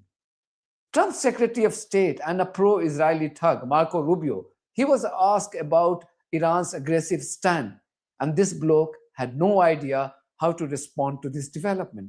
Secretary Rubio, can you confirm the format and location of Friday's talks with Iran and clarify, given that Iran refuses to negotiate its missile program and insists on a right to enrich uranium, is the U.S. open to a compromise if that means reaching a deal to avoid military action? And separately, if I may, how exactly do these negotiations advance President Trump's repeated pledges to help the Iranian protesters, many of whom are likely to see these nuclear talks as legitimizing the very government that violently massacred its own people? Well, let me first say just on the logistics. At the end, let me back up and say from a big picture perspective, I think it's pretty clear right now, President Trump is willing to talk to and meet with and engage with anyone in the world. I mean, that we don't view meetings as a concession. We don't view meetings as even legitimization. It is our willingness to sit and listen and talk to anyone, any adversary, any ally, obviously, but anyone around the world. And so the president's always been open to that. He showed that in the first administration, and he's showing it again now. And so I think if there's an opportunity to engage directly with counterparts in the Iranian regime, the United States would be open to that. And that's what we're open to. We thought we had an established forum that had been agreed to. In Turkey, it was put together by a number of partners who wanted to attend and be a part of it. I saw conflicting reports yesterday from the Iranian side saying that they had not agreed to that. So that's still being worked through. At the end of the day, the United States is prepared to engage and has always been prepared to engage with Iran. As far as the topic of those discussions and what the agenda needs to be, look, I think in order for talks to actually lead to something meaningful, they will have to include certain things. And that includes the range of their ballistic missiles. That includes their sponsorship of terrorist organizations across the region. That includes the nuclear program, and that includes the treatment of their own people. Yesterday, Iran flew its drone near US warships in the region, and 2 of its gunboats even attempted to capture an American oil tanker. I had made a video on this, you can watch it here. And today, Iran has dropped another bombshell. Clearly, Iran is in no mood to let Trump dictate his terms. Isn't it absurd that we are even discussing Iran's nuclear program when time and again Trump and his minions have told us that Iran's nuclear capabilities were completely and totally obliterated? Just watch this blabbering of Trump and make up your own mind about his mental condition right now. Should the supreme leader in Iran be worried right now? I would say he should be very worried, yeah, he should be. As you know, they're negotiating with us. I know they are, but the protesters have said, you know, where are the Americans? You promised them we would have their back. Do we still have their back? Well, we've had their back. And look, that country's a mess right now because of us. We went in, we wiped out their nuclear. So that's the question. If we wipe them out, we have peace in the Middle East. Yeah. If I didn't take out their nuclear, think of it. If we didn't take out that nuclear, we wouldn't have peace in the Middle East because the Arab countries could have never done that. They were very, very afraid of Iran. Hey, in the UK, there were 2 bad news for the government headed by Israeli slave Keir Starmer. The man he had announced as UK's ambassador to the US last year, Peter Mandelson, has now lost his peerage, meaning he would no longer be called a lord, which in most cases is a disgraceful title often given to crooks here in the UK to recognize their dodgy practices. Mandelson, whose lineage is of Polish Jewish extraction, was the chief campaigner to tarnish the image of Jeremy Corbyn by falsely accusing him of anti-Semitism.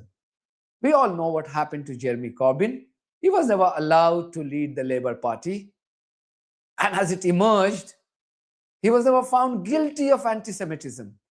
Just imagine the state of affairs in the UK if Jeremy Corbyn was heading the Labour government here. Last year, Starmer was happily announcing Mandelson as UK's ambassador to the US. However, today he was cursing him after the Epstein files showed that he was leaking sensitive government information to the Jewish pedophile in the immediate aftermath of the global financial crisis of 2008. And mind you, this guy was the business secretary, a key cabinet member, when he was leaking the sensitive government information to this Jewish pedophile. Just imagine if it was a person of color or a Muslim in place of Mandelson indulging in such treason. The race and religion would have been questioned, and right-wing thugs would be demanding the revocation of their citizenship. But no such demand for Mandelson and no question on his Jewish ancestry. Even today, Starmer said that he couldn't release all documents related to Mandelson because this could affect UK's relationship with the US and one third country. We all know who that third country is. It's Israel, Starmer's master. Prime Minister. Yes, it did. As a result, various questions were put to him. I intend to disclose to this House all of the national security, prejudice to international relations on one side. I want to make sure this House sees the full documentation, so it will see for itself the extent to which time and time again Mandelson completely misrepresented the extent of his relationship with Epstein and lied throughout the process, including in response to the due diligence. Mr. Speaker, I think it is shocking what the Prime Minister has just said. How can he stand up there saying that he knew, but he just asked Peter Mandelson if the security vetting was true or false? Yeah. This is a man who had been sacked from cabinet twice already for unethical behavior. That is absolutely shocking. And that is why later today, my party will call on the government to release all documents relating to Mandelson's appointment, not just the ones the Prime Minister wants us to see. Because this government is trying to sabotage that release with an amendment to let him choose what we see, the man who appointed Mandelson in the first place. Labour MPs now have to decide if they want to be accessories to his cover-up. Can the Prime Minister guarantee that he won't remove the whip if they refuse to vote for his whitewash amendment? Prime Minister. Mr. Speaker, the first exemption is in relation to anything that could compromise national security. That is not a small matter, and many members on the benches opposite will know precisely why that needs to be in the exemption. When we were drafting humble addresses, when we were sitting over there, we always made sure that exemption was in because we knew how important it was to the then government. I don't think I've seen a humble address without that in, because and just to be clear, to vote to release something that would prejudice national security is wrong in principle. The second exemption is in relation to things that would prejudice international relations. There will be discussions about security and intelligence and trade, which are highly sensitive to the two countries involved and to third countries.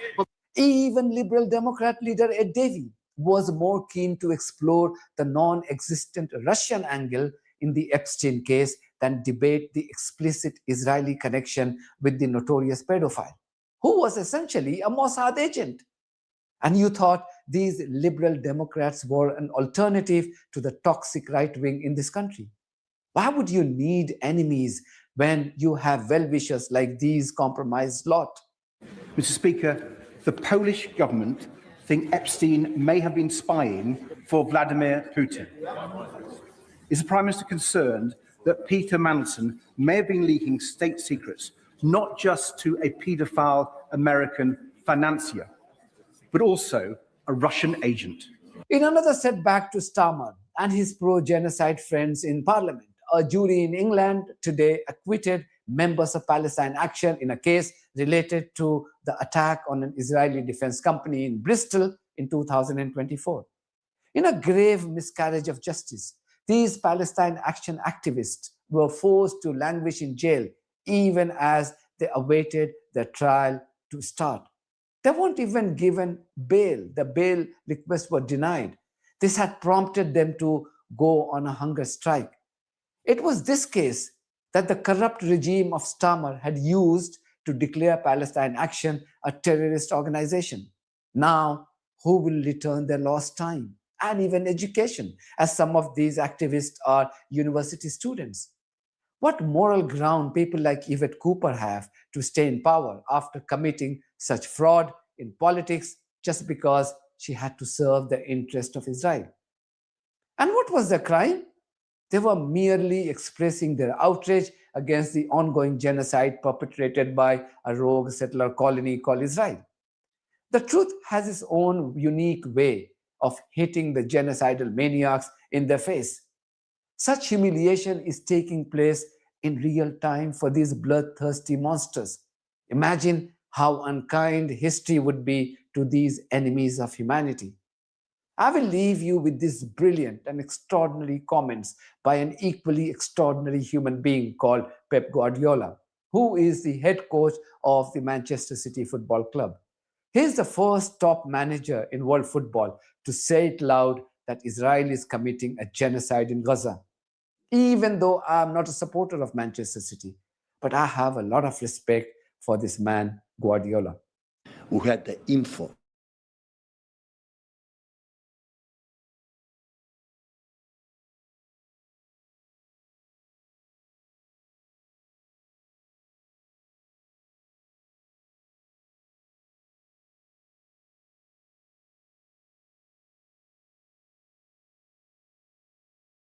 United States and Iran have been preparing themselves for an all-out war for quite some time now, to a level where it was seeming to be imminent, almost all-out war. There were also skirmishes here and there with drones from Iran and the United States of America, more deployment, unprecedented levels of deployment coming from the United States and its allies.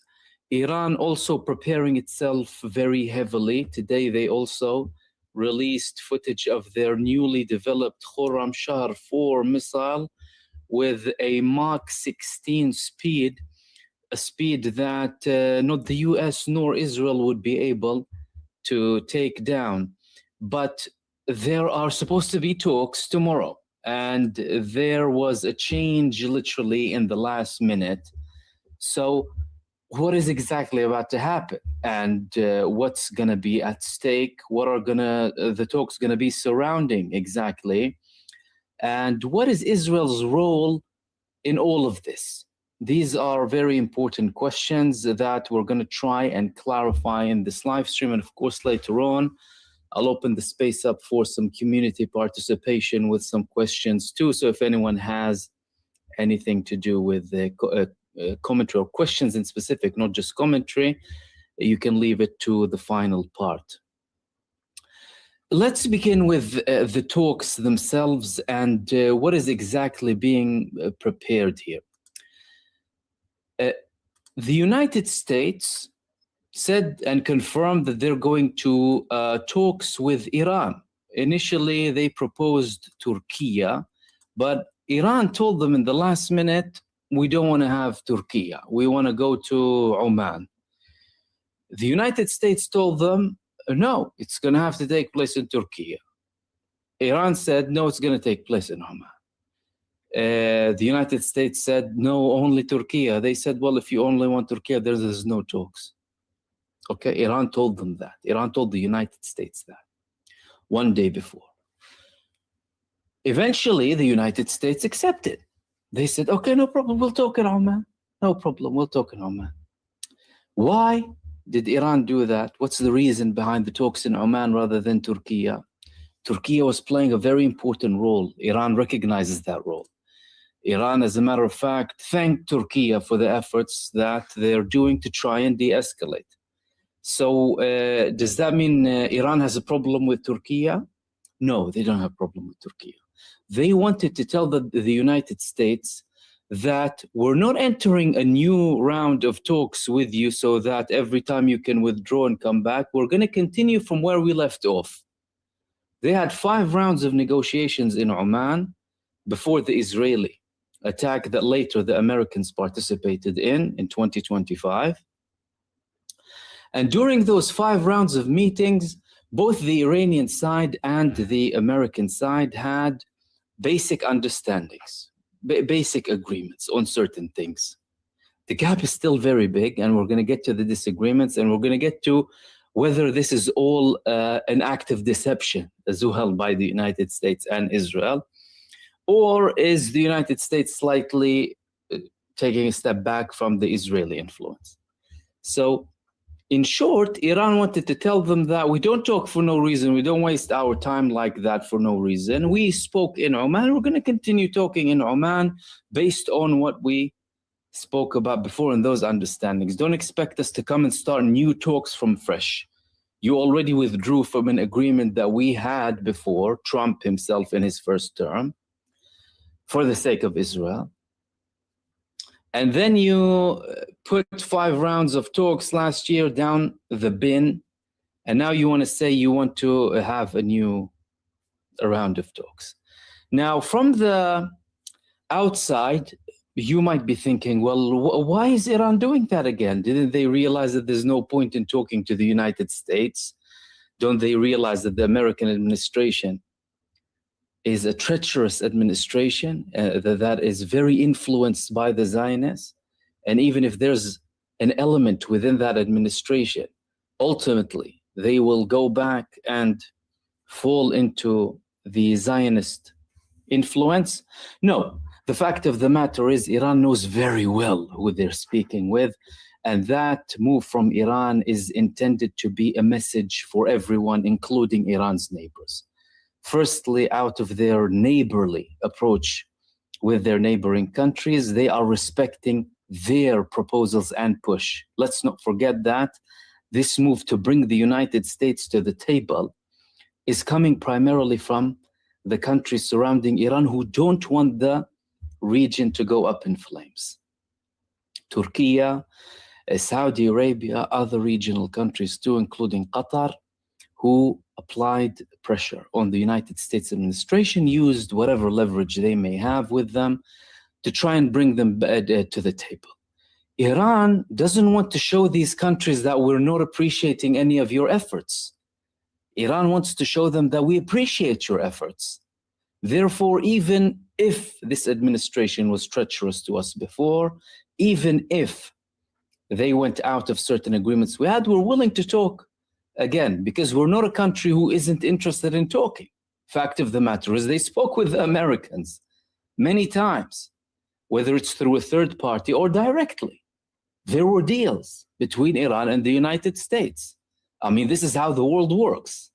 You speak with your worst enemies. And Iran, of course, wanted to show these countries that they appreciate their efforts, although they know exactly what's happening in the United States administration, how heavily influenced they are by Israel. So they're going to these talks now, but what are they talking about exactly? See, this is the thing that isn't really clear yet. It's clear that there are talks, but it's not clear exactly what they're going to talk about. Now, the fact that Iran, again, chose Oman and told them Oman rather than Turkey indicates that Iran is already setting red lines, which means we're not going to talk about any of these additional things that Israel wrote to Donald Trump, that Netanyahu ordered Donald Trump to say. We're going to talk about what we spoke about before, we spoke about a nuclear agreement, okay? Despite the ridiculous state of affairs that this whole nuclear talk is about. You see, the agreement that the United States had with Russia to limit the number of deployed nuclear weapons just ended today, the 5th of Feb. What does that mean?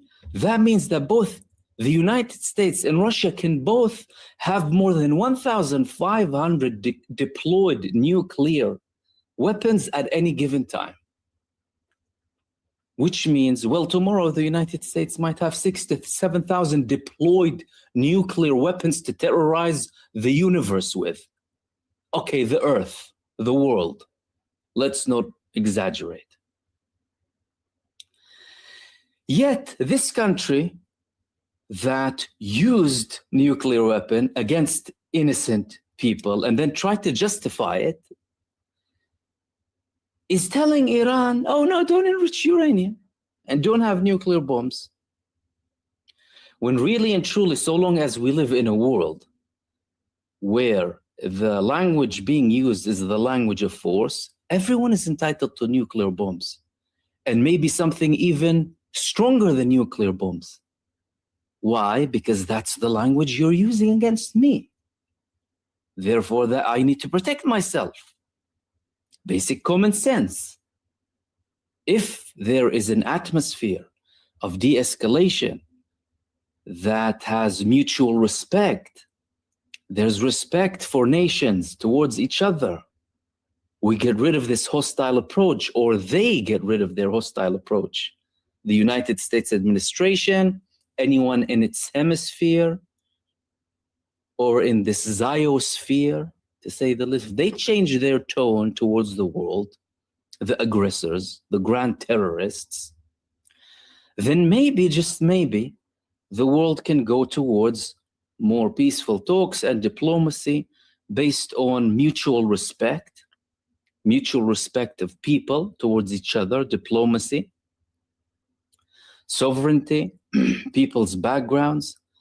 However, we don't have that coming from the Western regimes, primarily by the United States of America.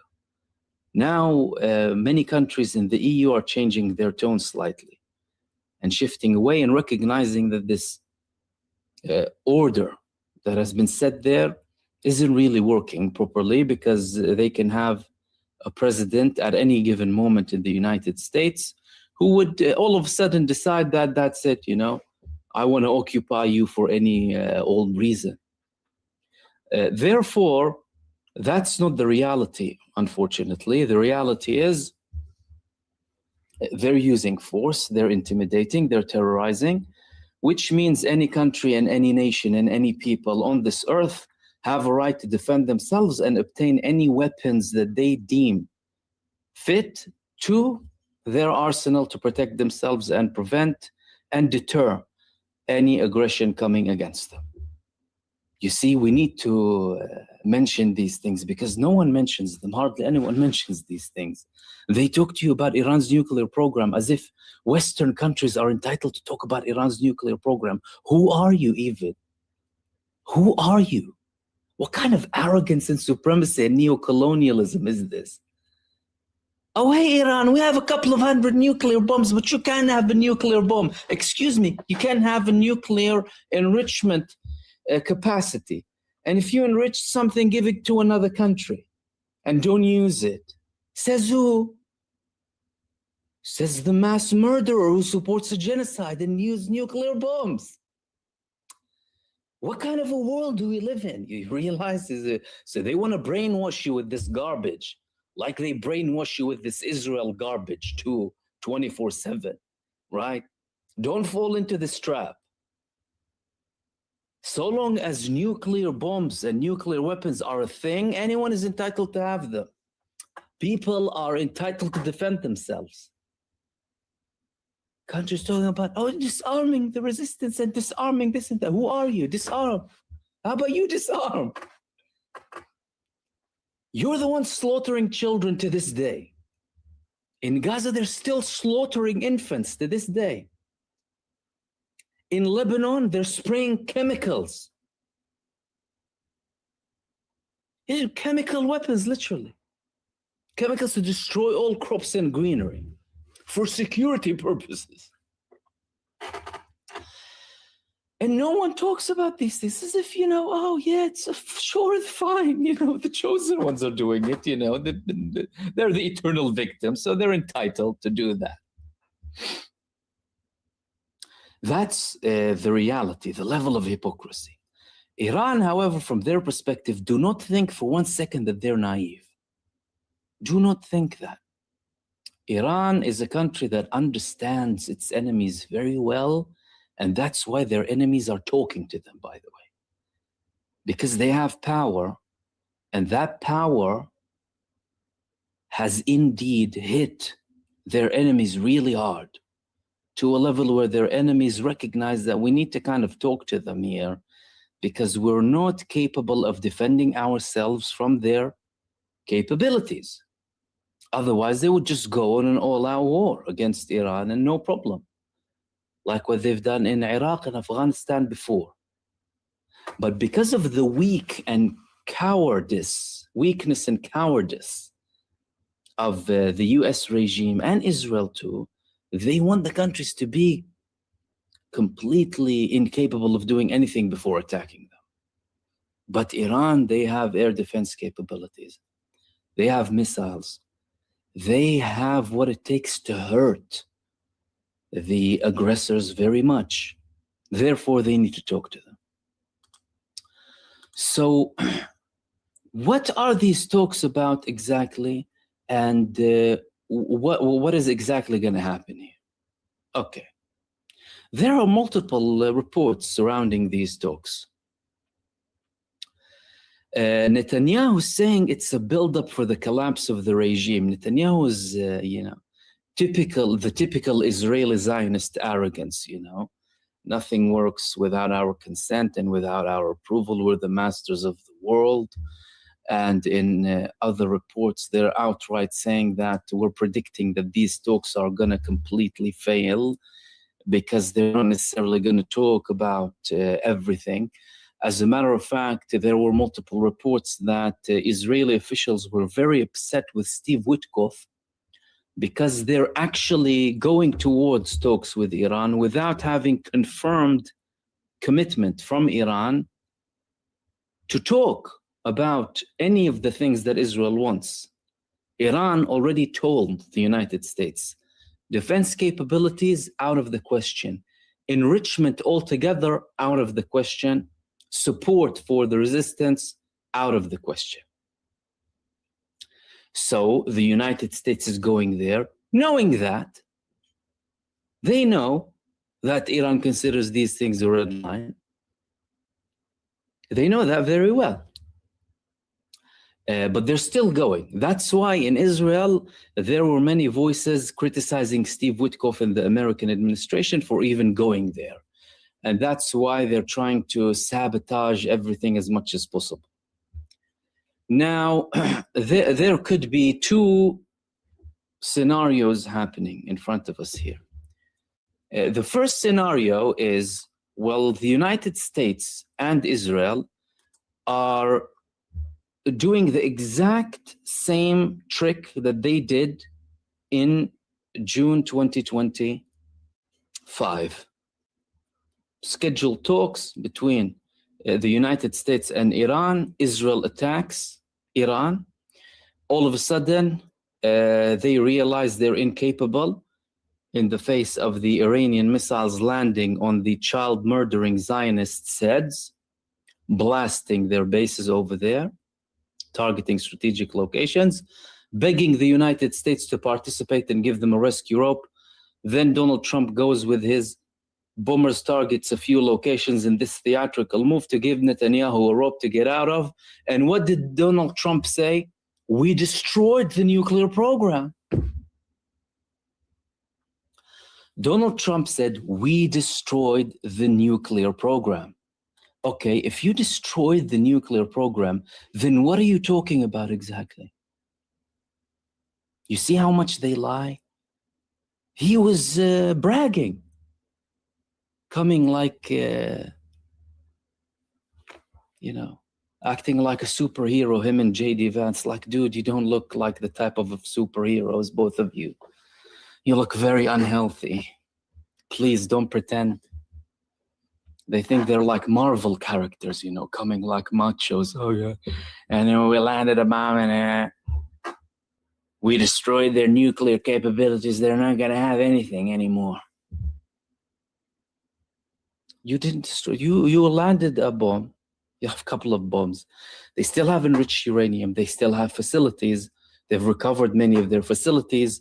They have the technology. As a matter of fact, they have enough to create several nuclear bombs. And you're going to talk to them because they're powerful. They understand your language. That's why you're going to talk to them. And everyone needs to understand the fact that the United States, after all of this, just the small fact that they're going to talk, whether it's deception or not, whether it's preparation for war or not, indicates how powerful Iran is. Simple. So what are they going to talk about exactly? And is it an act of deception? That's the first thing here. The scenario of an act of deception. The United States knows very well what it's getting into.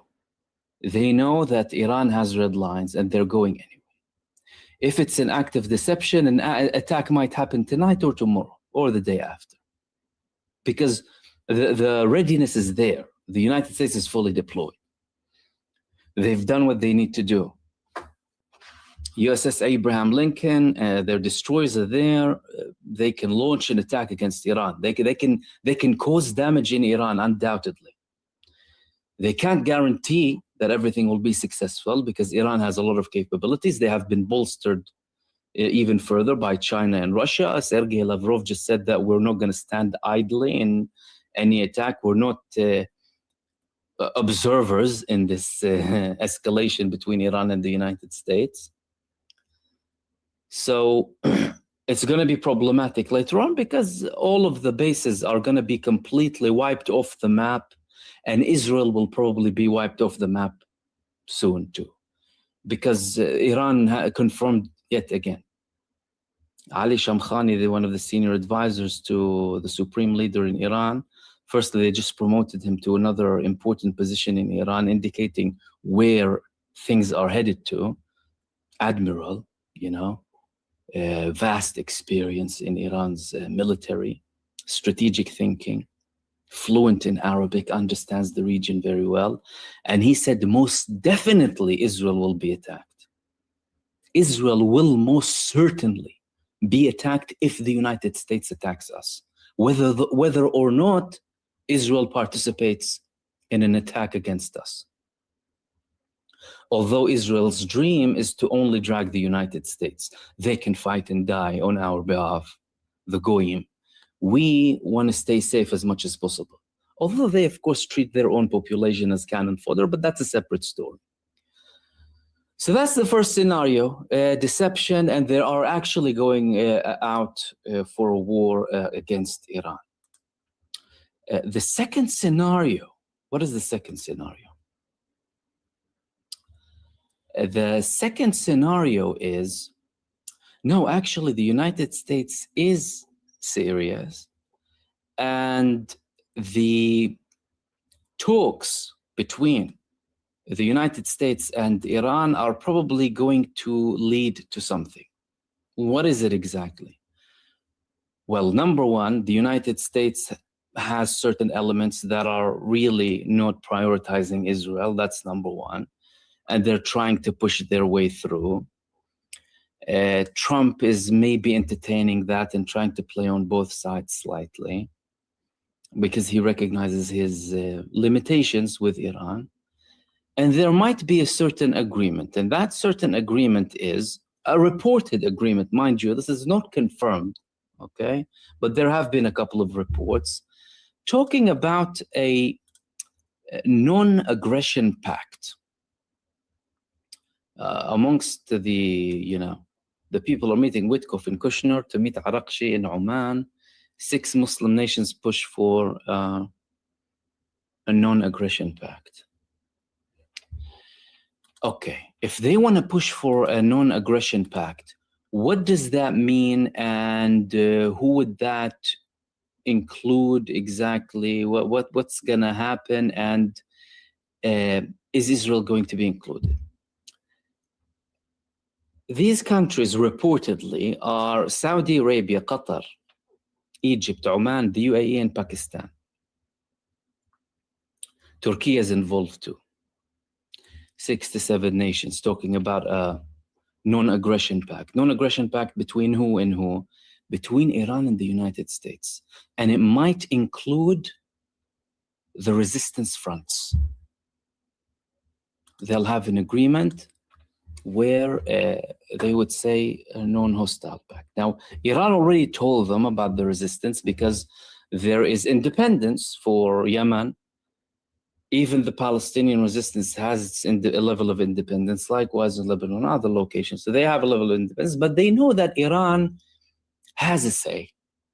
Iran is the house. It's a temple of resistance, if you may. It's the hub. It's the core. It's the country.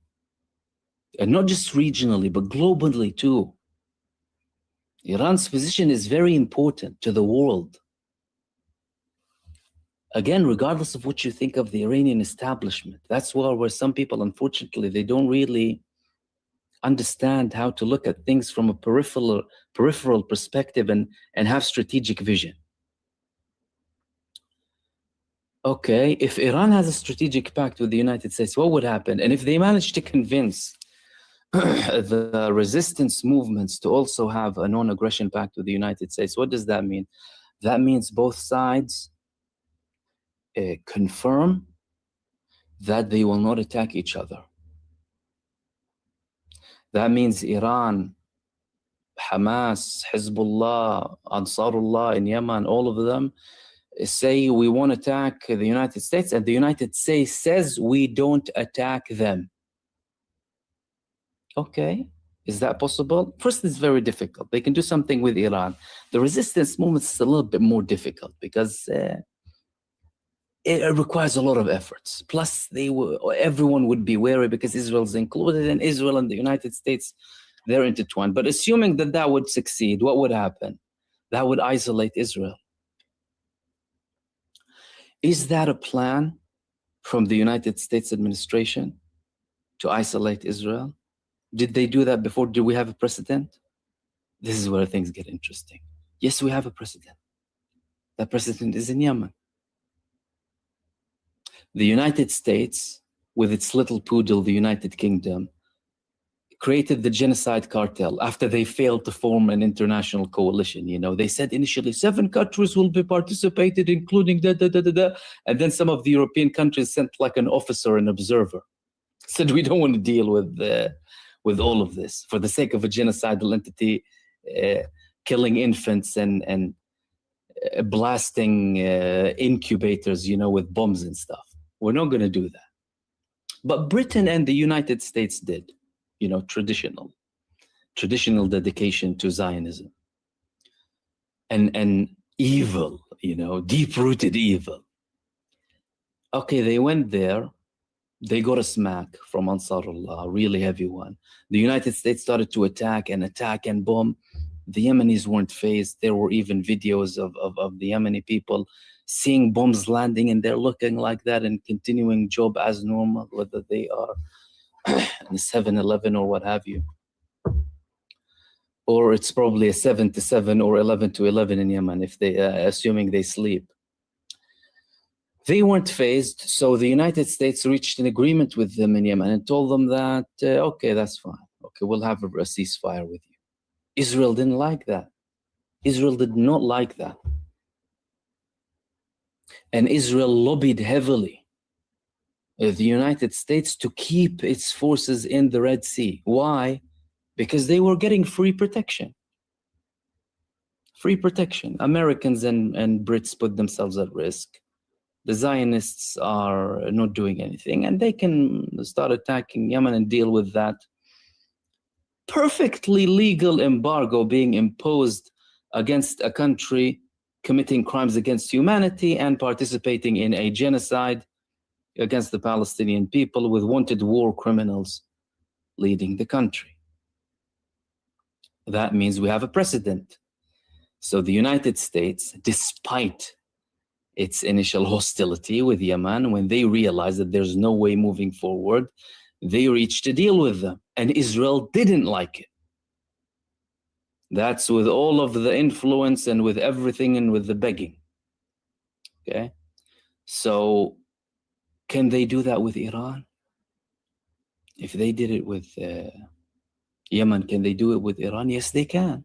Technically speaking, yes, they can. Of course, we need to gather all of the intertwined subjects all together to try and understand if it's going to be real or not. Eventually, we will see anyway, you know. But our job here is trying to read what's happening exactly. So technically, they can. Is there a precedent with Iran too? Yes, there is. The agreement that they had, the nuclear agreement that they had with Iran before, that lifted sanctions, that unfroze assets of Iran, billions they got back, opened more trade, and everything was moving fine up until Israel started to escalate further and tell the Americans, no, it's not good, it's not good, it's not good. And the United States and Europe go and follow because of Israel, because Israel said it's not good. What would happen in that case? In that case, in such a case, if the United States would have an agreement with Iran, that would potentially include some of the movements that are tied with Iran, who, by the way, have had some of them indirect talks with the Americans. Ansarullah had talks with the Americans. Hamas had talks with the Americans, by the way. Don't forget, Adam Bowler said they were very friendly. And then Israel threatened him, and then he took it back. So there's something there. But the question is, how much does the Israeli lobby force its vision on these talks? In the second scenario, there will be a situation where it's inevitably going to leave Israel facing, again, two options. Number one, taking a step back, ceasing the arrogant supremacy, and we're going to control all of you and what have you, which is not very likely, so long as they're not hit really hard. They have been hit by Iran, but Iran, you know, can do more. Second option, Israel will say, hell, I'm going all out, and now, because the United States now has more likelihood to participate with me. This is where things get more tense. Why? Because Israel is paranoid. They built their whole mentality on paranoia. Paranoia, victimhood, supremacy, psychopathy, anything you will want, Satanism, lies. So Israel will see, okay, hold on a second. Okay, if the United States is about to reach an agreement with Iran that might have a non-aggression pact between the two countries, and they would be bound to it like they were bound to it with Yemen, and we had no escalation between US and Yemen ever since, that means I'm going to have to attack now. Why now? Because in the future, I can't guarantee that I'm going to drag the United States again. I can't guarantee I'm going to have another Trump. I can't guarantee I'm going to have the friendliest president of Israel in history who brags about supporting us and arming us with child murdering weapons. So Israel will think to itself, okay, firstly, they're trying to jeopardize from now. That's why they're saying the talks are a failure before they began. There is no chance that these talks will succeed anyway. We're sure that everything is going to fail. We're concerned about the fact that America isn't asking them to clearly state that the ballistic missile stuff and proxy and what have you must be included. And then they gave America a Mission Impossible list that I read you out the other day. Eliminating their nuclear program, removing the ballistic missile program, their defensive capabilities, having a security recognition, according to Israel, where Iran would no longer say that Israel needs to be eliminated. Then changing their approach towards Israel alongside a few other conditions that they had with them. Conditions that they know that Iran will never accept. And some elements within the United States were playing ball, but some elements in the United States were outright on the Israeli side, like Marco Rubio and Lindsey Graham. Marco Rubio said that, it's not likely and they might fail and what have you. Lindsey Graham continued with his same rhetoric, help is on the way. President Trump knows what he got to do. Hoping that President Trump would just go on an all-out war and without any talks whatsoever. So that raises the prospect of this time, despite the fact that throughout the past couple of weeks it was seeming imminent, and it still is imminent based on the facts on the ground, that it would be the United States attacking Iran. Now it's actually Israel. Why?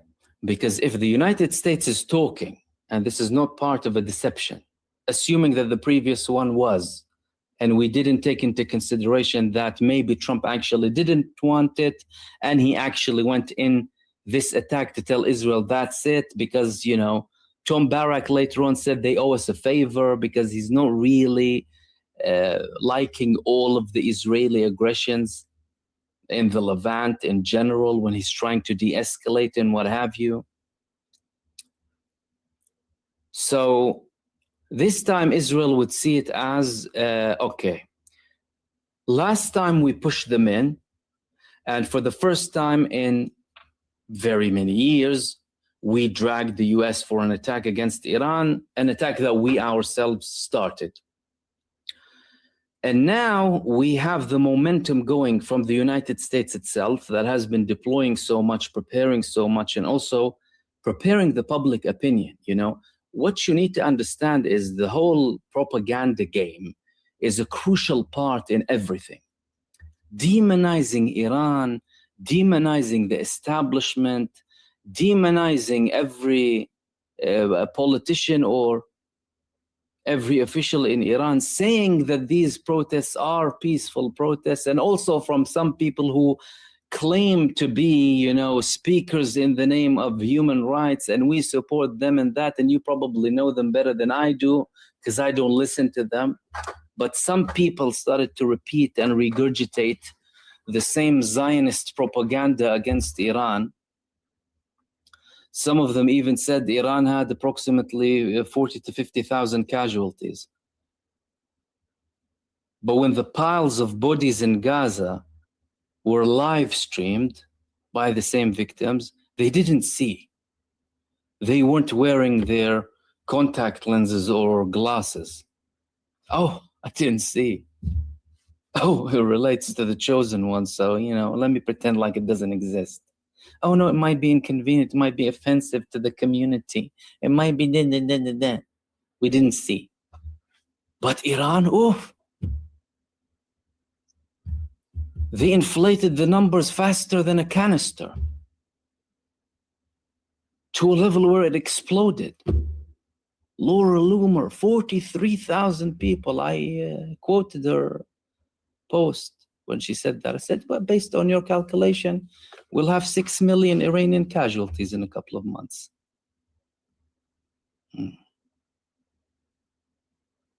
So Israel now is in a situation where it is the favorite country to attack, assuming that there is a level of seriousness in the United States administration and its approach towards these talks. Again, Israel is viewing the fact that the Americans went to the talks as bad enough because the Iranians are not guaranteeing that they're going to adhere to the Zionist demands. And they would be ultra paranoid in anything coming out of these talks that may lead to a pact, a non-aggression pact.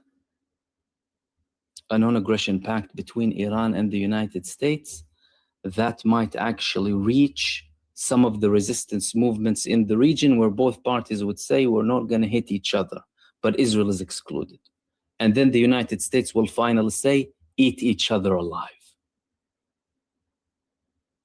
Because if the United States lifts the support and the backing, Israel will be roasted. Israel survives on foreign support. It's a fake foreign entity planted on the land of Palestine. Backing, money, weapons, arms, all from the United States and its other genocide-supporting supremacists across the world. If that support is lifted, they will be gone. They're done. So that raises, again, the prospect of them carrying out an attack to capitalize on firstly, the general vibe and the fact that the United States is fully deployed in the area, and they have made multiple statements so far that they are ready indeed to carry out an attack against Iran.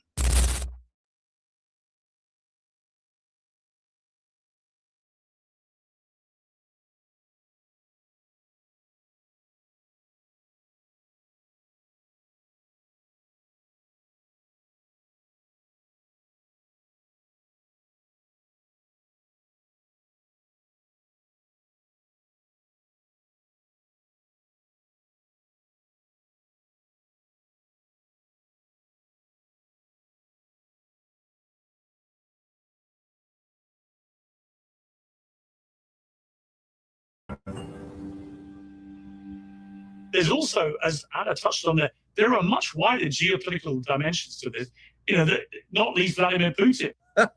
Are they literally running with the Epstein was a Russian spy narrative right now? There are two types of people in this world. There are those who seek truth and justice, no matter the consequences. And then there are those who don't care about either. And this past week has put on full display who is who. Am I the only person who finds the Epstein story incredibly boring? Matt Taibbi, no. Someone please tell me what the hell happened to Matt Taibbi, a supposed investigative journalist who is all of a sudden not interested in the biggest story of all time. Maybe it's his recent alliance with Barry Weiss over there at the Free Press. If you know, you know. But yeah, exposing an unprecedented network of crime with major geopolitical implications. So boring. I'm just, okay. I really agree with the president. I think that most Americans just do not care about this. This has been an obsession of elites on the right and now elites on the left. The Epstein files are now an elite obsession, quote unquote. I'm pretty sure it is the literal opposite of that. Very weird take. Or maybe it's not so weird if you know who Batya Ungar-Sargon is and the ideologies that she promotes. And just doing a little noticing here, yet another Free Press contributor. So let's not beat around the bush today. Let's get into it. Let's talk about what could make it so that people would dismiss and minimize some of the most disgusting and horrific crimes against humanity, against children. Is there potentially another group of people, another country they care about protecting more? I think we need to take a step back and look at the bigger picture here, which is what was really going on with Epstein? Because Epstein was more than just a serial pedophile and a pervert. He was an incredibly powerful man who was, by the way, in multiple instances in the files that were just released, talking about his work for Mossad, talking about his work for the Rothschilds. I mean, it just goes on. And so can we discuss the blackmail operation that was taking place and which government that's a special ally of the United States put him up to it? And do we really want to be allies with a country that kidnaps young girls for rape just so they can have dirt on American politicians and control our foreign policy? That's the bigger issue here that no one's talking about. Oh yeah, this is going to be a big problem because they tried, as we saw, the strategy of, oh, Epstein, are we still talking about that? Nobody cares. And obviously that did not work because a lot of people like myself, like you, do care. So guess what they're going to try next? The tried and true playbook of blame it on Russia. The New York Post, which is a pro-Israeli publication, let's just be honest, says the emails reveal a new theory about who Jeffrey Epstein was working for. Quote, emails showing unnamed sources discussing meetings between Epstein and the Russian president are prompting questions about whether the disgraced Wall Street figure may have trafficked girls from Russia in state-backed effort to run the world's largest honey trap to ensnare the rich and the powerful. This is about to be Russiagate 2.0, and you'll see why in a second here. So the key would be, I would think about, not deciding, that at some point you could say, look, I would send a note to Putin. Say, I'm going to leave government in March 14th. I'm going to be in Scandinavia, or I am planning to be in Northern Europe. We should have dinner. That's it.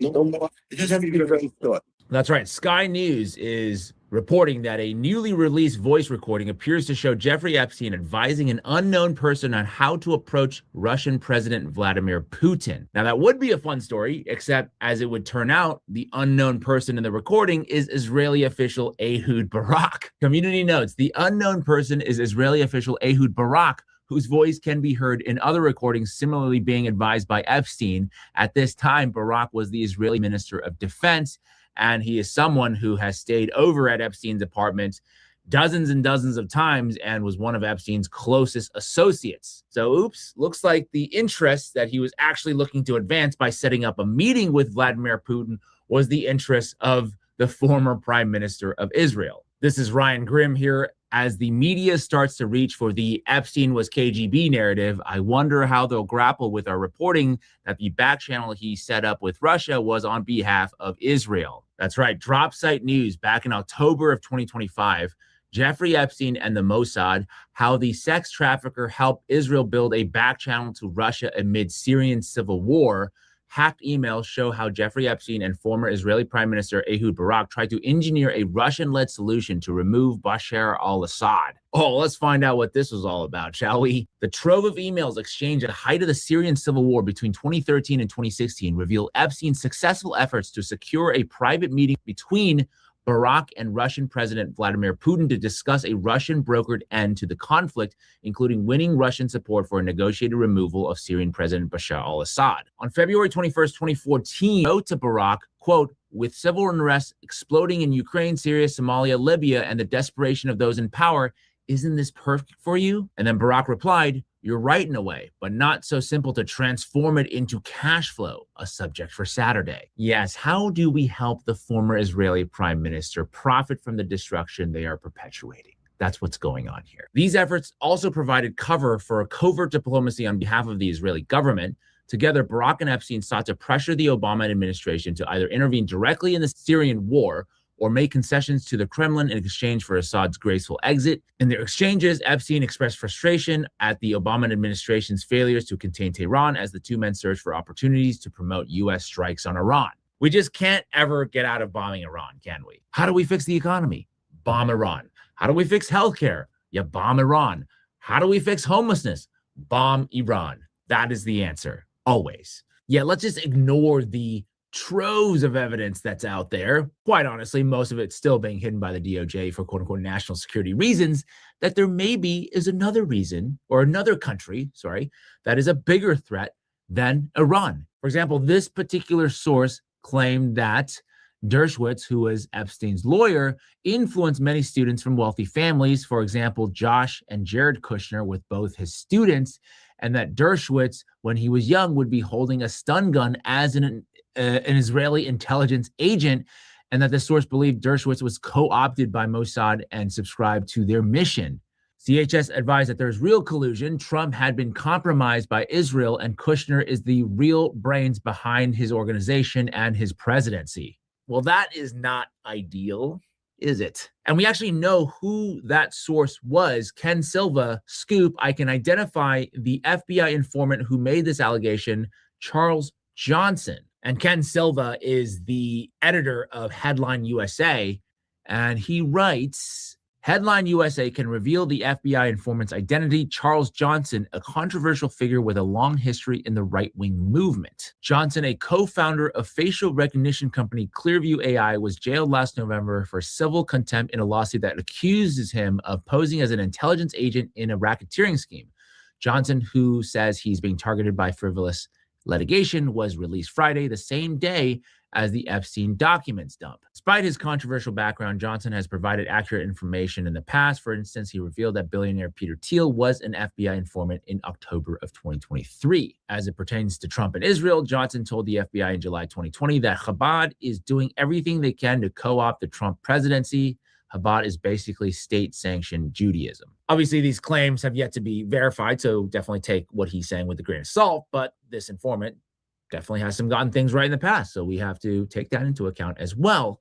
But even if you choose not to believe this particular source, let's just take a look at everything else that's out there. Jeffrey Epstein to Peter Thiel, quote, as you probably know, I represent the Rothschilds. Jeffrey Epstein helped broker Israeli security agreement with Mongolia. Israeli spy stayed for weeks at a time with Jeffrey Epstein in Manhattan. Here's the email. Hello, Yoni. That's the name of the spy. I understand from Jeffrey you need an apartment from September 5th to 15th. I have reserved an apartment for you, and as the date approaches, I will circle back with details. Now, let me ask you, were there any Russian spies staying with Epstein? Saudi spies? Iranian spies? Not that I'm aware of. And yeah, I think Epstein definitely had connections all over the world, different countries, including Russia.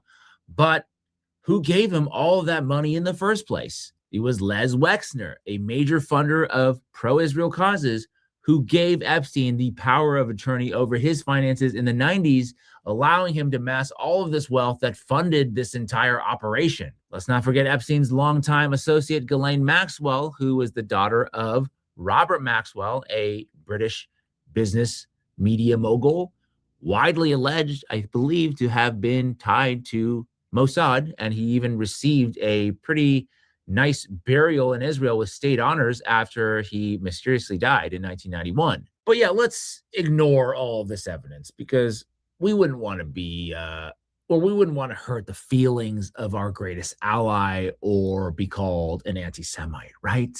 And the final point is, regardless, it doesn't really matter who you think Epstein worked for. You can believe what you want to believe there. I think it's Israel. Other people think otherwise. What is abundantly clear here is the level of heinous crimes that have been committed by some of the most powerful people in the world and just the callousness of it all. Just throwaway comments like, your littlest girl was naughty, or I give you permission to kill, just crazy things like that. I think there needs to be accountability. And I do believe that in order to heal, to have a chance to restore society, there must be a cost to these behaviors. There must be some accountability here, like I said, and we must not stop until all of these people are behind bars.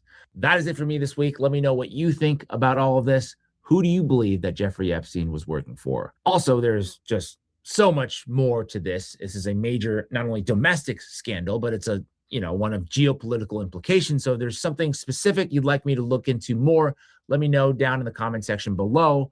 Also, if you want to support my journalism,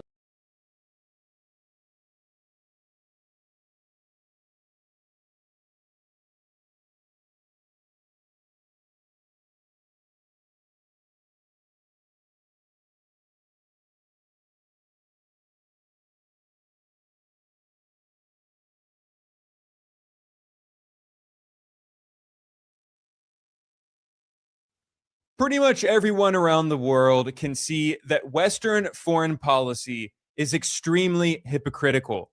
Western governments love to talk about democracy and human rights, but they're constantly waging wars. The United States has carried out military interventions in the majority of the countries on Earth. And when the US government bombs a foreign country, like most recently Venezuela and Iran, and before that Syria and Yemen and Libya, European governments almost always support these blatant US wars of aggression.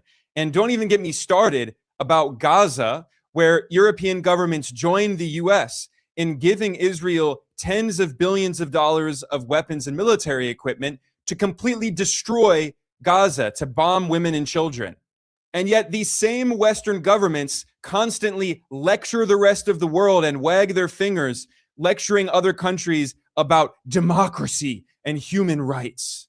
And in recent years, Western governments have popularized the phrase, the rules-based international order. And they never clearly define what they mean by the so-called rules-based order, because in reality, it's Western governments that make those rules, and then they violate them whenever it's politically convenient. But Donald Trump has taken off the mask and shown the true face of Western imperialism. The Trump administration is openly attacking international law. Trump himself said, quote, "I don't need international law," end quote. And he said that the power of the US empire is only limited by, quote, "my own morality," end quote. And now Trump is not only targeting the global South, but also targeting Western allies with his very aggressive foreign policy, which has exposed the extreme hypocrisy of all of this.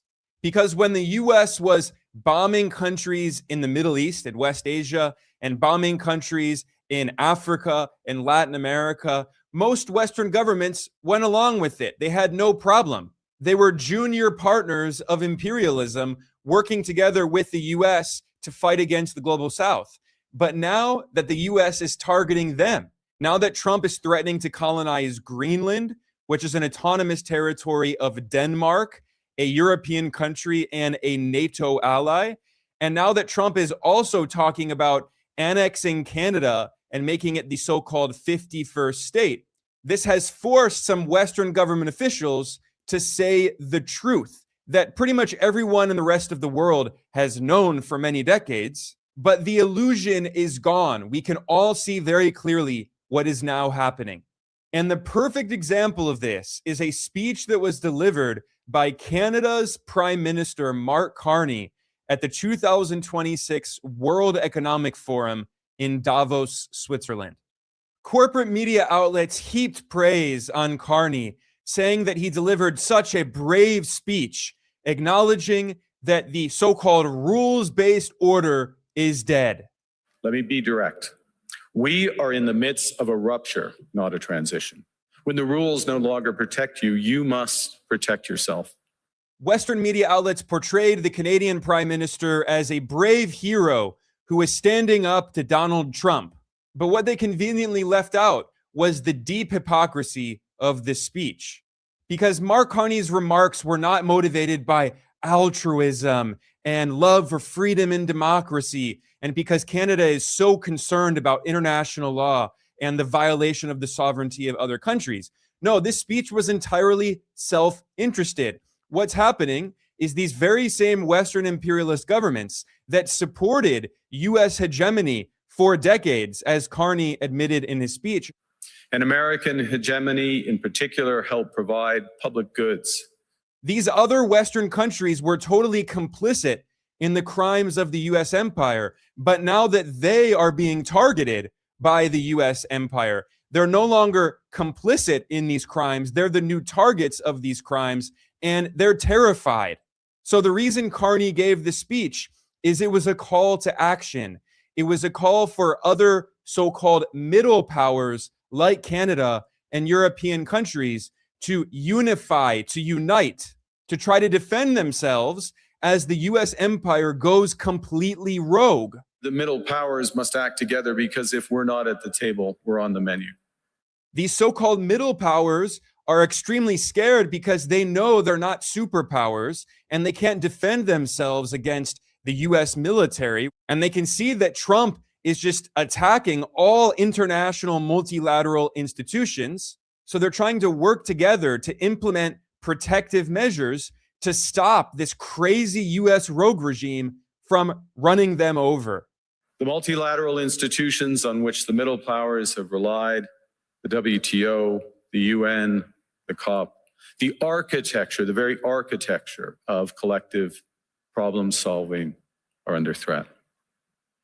And as a result, many countries are drawing the same conclusions, that they must develop greater strategic autonomy in energy, food, critical minerals, in finance and supply chains. And this impulse is understandable. A country that can't feed itself, fuel itself, or defend itself has few options. When the rules no longer protect you, you must protect yourself. Canada's Prime Minister Carney also admitted that the so-called rules-based international order that Western governments love to bloviate about was always deeply hypocritical, and that international law was not actually applied when powerful countries like the US empire invaded countries and violated their sovereignty, like how the US invaded Iraq in 2003 in blatant violation of international law. Carney admitted that there were always these deep double standards. We knew the story of the international rules-based order was partially false, that the strongest would exempt themselves when convenient, that trade rules were enforced asymmetrically. And we knew that international law applied with varying rigor depending on the identity of the accused or the victim. This fiction was useful. However, Canada's Prime Minister acknowledged that Western middle powers went along with this unjust, hypocritical imperialist system because it benefited them. He used the term American hegemony, global dominance by the US empire, and said that it benefited some of these other Western imperialist powers like Canada, and they were provided with collective security in the form of NATO, led by the US empire, as well as what he called a stable financial system. And American hegemony in particular helped provide public goods, open sea lanes, a stable financial system, collective security, and support for frameworks for resolving disputes. Now, the financial system has not been stable at all, but Mark Carney previously worked on Wall Street for the US investment bank Goldman Sachs, and then he was a central banker who ran the central banks of Canada and England. So he's been a beneficiary of the US-dominated global financial system, the heart of which is located in Wall Street, and the blood in the veins of that system is the US dollar. And this system is now coming apart. We see more and more countries de-dollarizing. US hegemony is weakening, which is precisely why the US empire is becoming so aggressive to try to desperately hold on to its global dominance, to drag the world back to the unipolar era of US global dominance. But this is why Canada's Prime Minister Carney says that this is not just a transition, it's a rupture. Let me be direct. We are in the midst of a rupture, not a transition. Over the past 2 decades, a series of crises in finance, health, energy, and geopolitics have laid bare the risks of extreme global integration. But more recently, great powers have begun using economic integration as weapons. Tariffs as leverage, financial infrastructure as coercion, supply chains as vulnerabilities to be exploited. You cannot live within the lie of mutual benefit through integration when integration becomes the source of your subordination. He admits that Canada and other Western middle powers went along with this imperialist system and supported the exploitation of the global South, the global majority, because it benefited them. He said, quote, "This fiction was useful," end quote, but then he complained that, quote, "this bargain no longer works," end quote. So previously, Canada helped the US empire to exploit the global South in countries like Haiti. Canada participated in the colonial military occupation of Haiti, or in Libya. In 2011, US-led NATO forces destroyed the government of Libya, and Canada played an important role in that imperial war.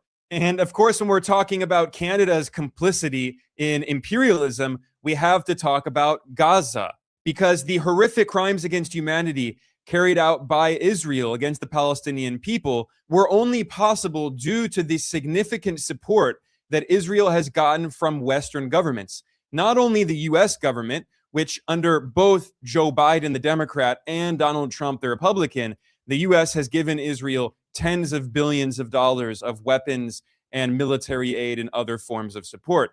But it wasn't just the US. Canada has also been selling weapons to Israel that have been used to carry out these war crimes.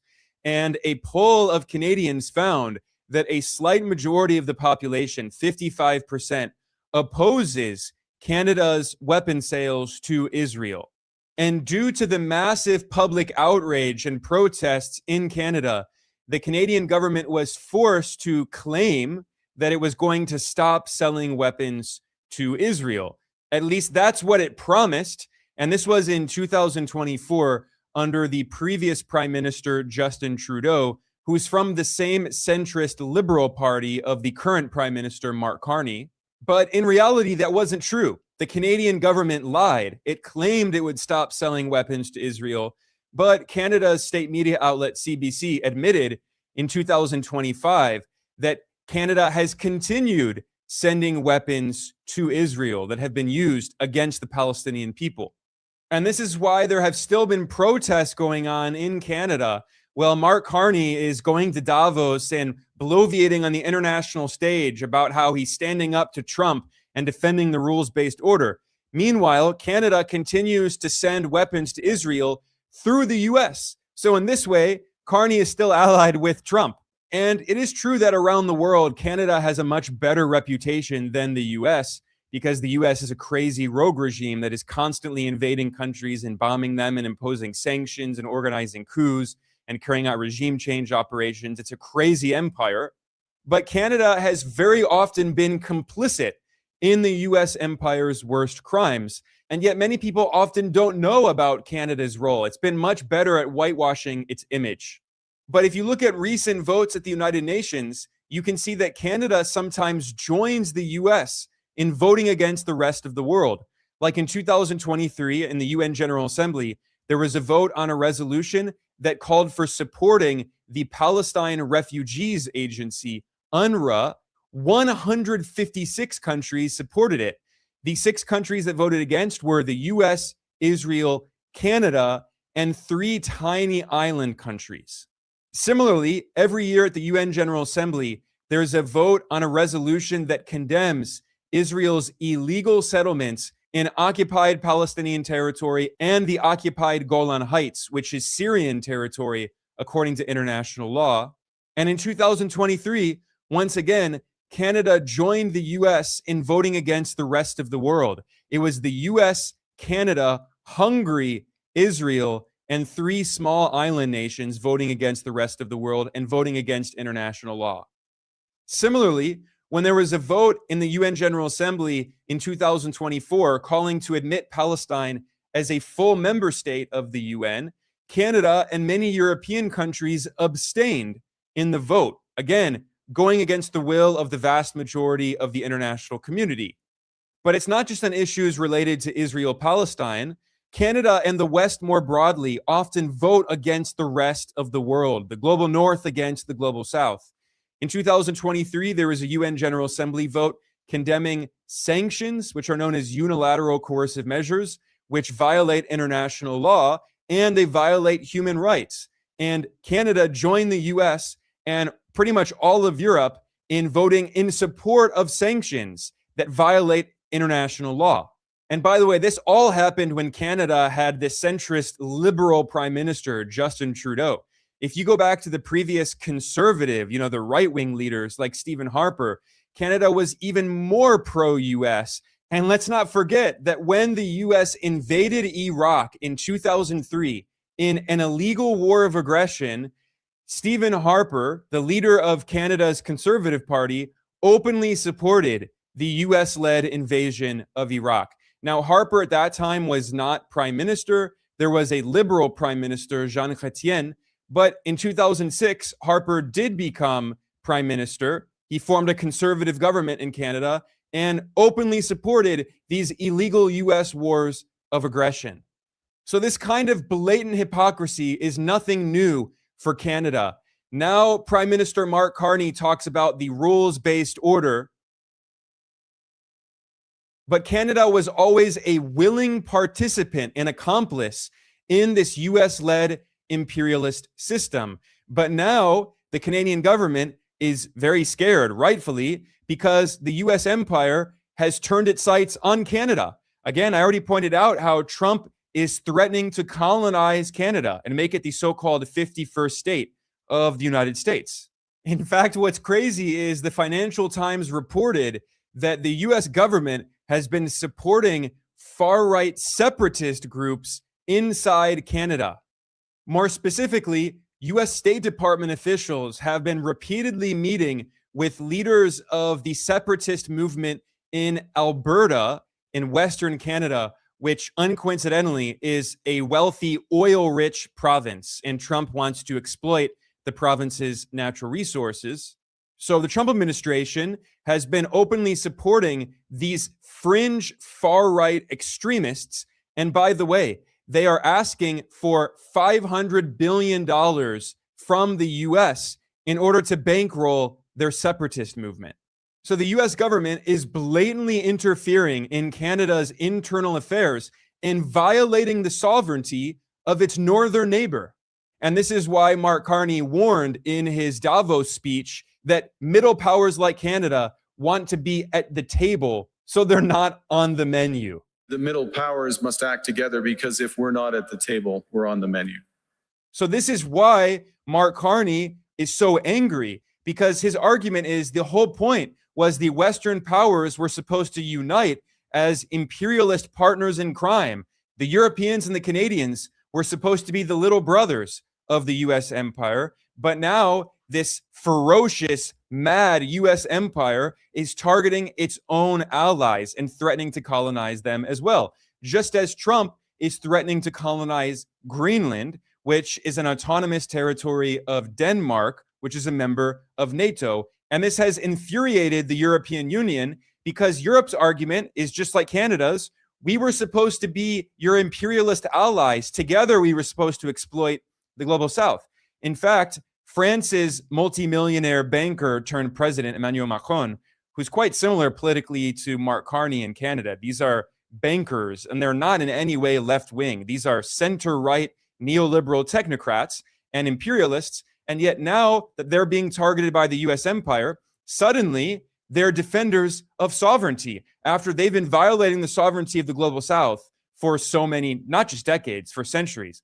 But anyway, the point is that Emmanuel Macron, the French president, sent this text message to Trump in which he said, quote, "We are totally in line on Syria. We can do great things on Iran.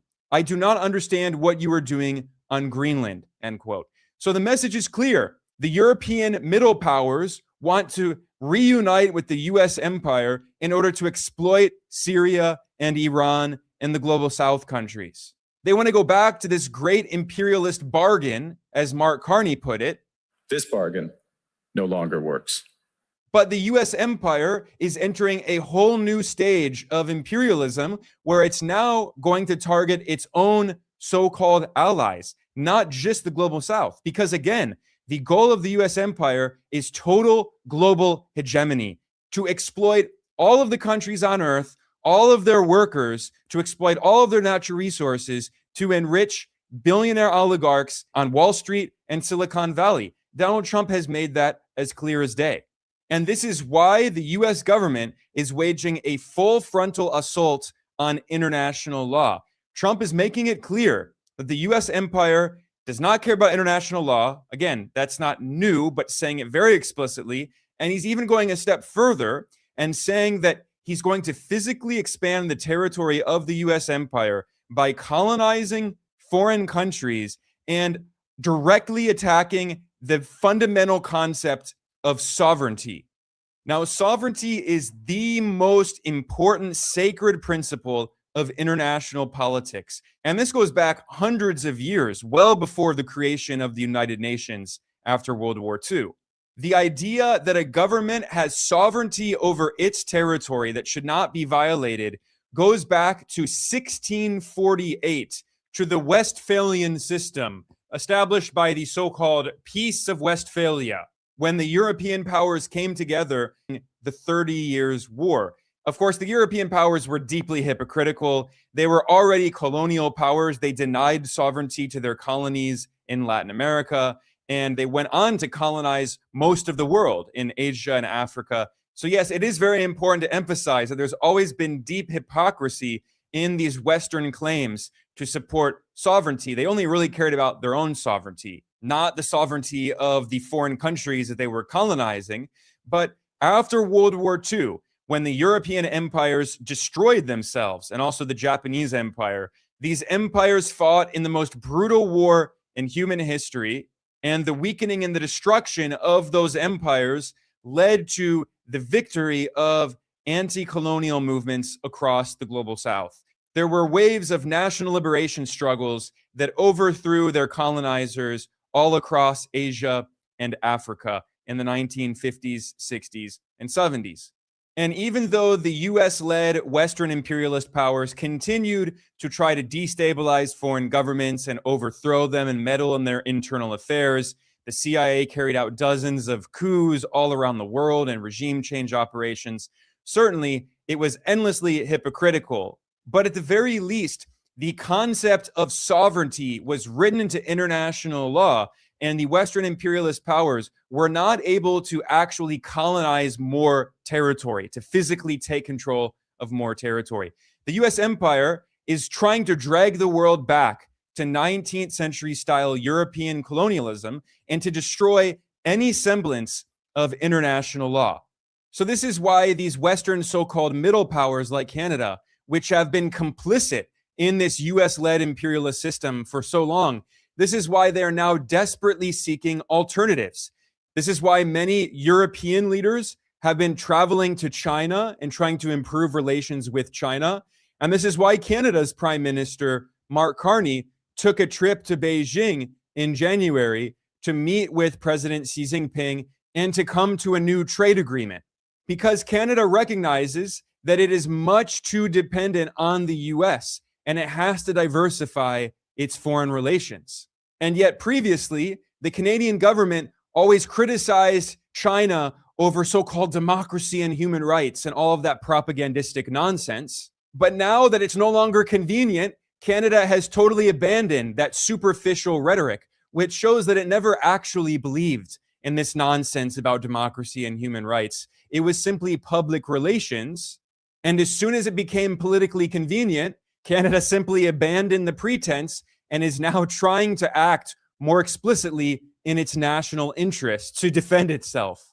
But I'm very skeptical about this supposed pivot. Once again, I think it's mostly for PR because Donald Trump has been openly threatening Canada. And Trump said that if Canada signs a trade deal with China, he will punish Canada with 100% tariffs. And immediately after Trump made those threats, what did Carney do? He took a few steps back and said, no, don't worry. We're not going to actually sign a free trade deal with China, which shows once again that a lot of this is for public relations, but rhetoric doesn't actually matter. What truly matters is action, not words, action. And I have no doubt that Canada would like to diversify its trade relations, but this is going to be very, very difficult. Canada is in an extremely precarious situation because nearly 80% of Canada's exports go to the United States. That is absolutely crazy. And about half of Canada's imports come from the United States. This means that Trump's threats of tariffs on Canada could devastate the Canadian economy. Trump is weaponizing that dependency. Now, if you look at what exactly Canada exports, its biggest export is crude petroleum, oil. Canada is a major oil producer, and the US actually imports a lot of Canada's crude, even though the US is the world's #1 oil producer, because Canada produces a lot of heavy crude, whereas the US mostly produces light crude. So it is potentially possible for Canada to redirect some of those exports from the US and instead to export those goods to China. However, that is much easier said than done because the reality is that most of Canada's oil pipelines go to the United States because of this structure of economic dependency that goes back many decades. Canada does have one pipeline that goes to the Western Pacific coast. That's called the Trans Mountain Pipeline. But as the name suggests, it goes through this very mountainous area in Alberta and British Columbia, these two western provinces of Canada. So if Canada wanted to make new pipelines going to the Pacific coast in order to export that oil to China, they would have to build more pipelines through this very mountainous terrain. And obviously, that is quite difficult. Now, in addition to oil, another important product that Canada exports a lot of is cars. But these are not cars being produced by Canadian companies. These are cars being produced primarily by US companies that have factories inside Canada. And this is why Canada's Prime Minister Carney signed this deal with China, lifting Canadian tariffs on Chinese electric vehicles, EVs, allowing China to sell EVs in the Canadian market, because Canada is also seeking investment from Chinese companies like BYD, which is now the world's #1 producer of electric vehicles. It overtook Tesla, because from Canada's perspective, they don't really care what the company is. None of these companies is Canadian. Whether or not it's a US company or a Chinese company, they don't care. What Canada wants is the investment and the jobs created in the local economy. But this is, of course, angering the US government and US car companies because they don't want to deal with Chinese competition.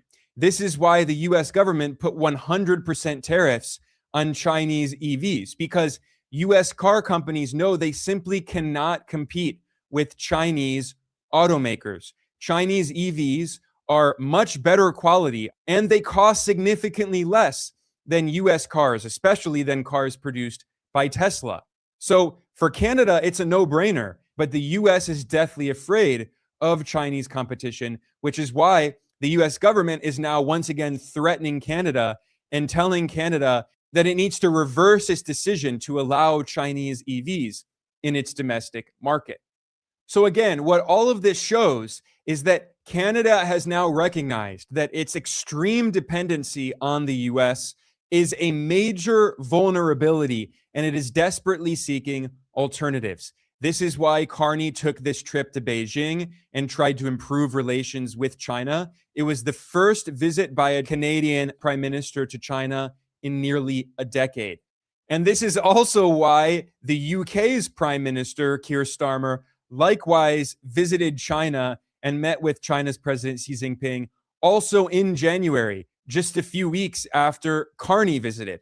And then this came just after France's President Emmanuel Macron took another trip to Beijing in December 2025.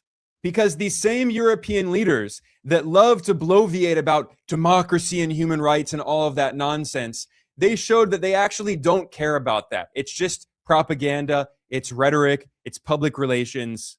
But now that they are concerned about the US empire turning against them, abandoning its erstwhile accomplices and junior partners in crime, and now seeking to colonize European territory and potentially even colonize Canada, of course, these Western so-called middle powers are totally terrified and they are desperately seeking alternatives. If you want to learn more about how Europe is trying to improve its relations with China, because European leaders like Canada have recognized that they are way too dependent on the US economically, technologically, militarily, and in terms of energy. If you want to learn more about that, you should check out this other video that I did here at Geopolitical Economy Report. I will link to that in the description below. On that note, I'm going to conclude. I am Ben Norton. I am the editor-in-chief of Geopolitical Economy Report. Coffee.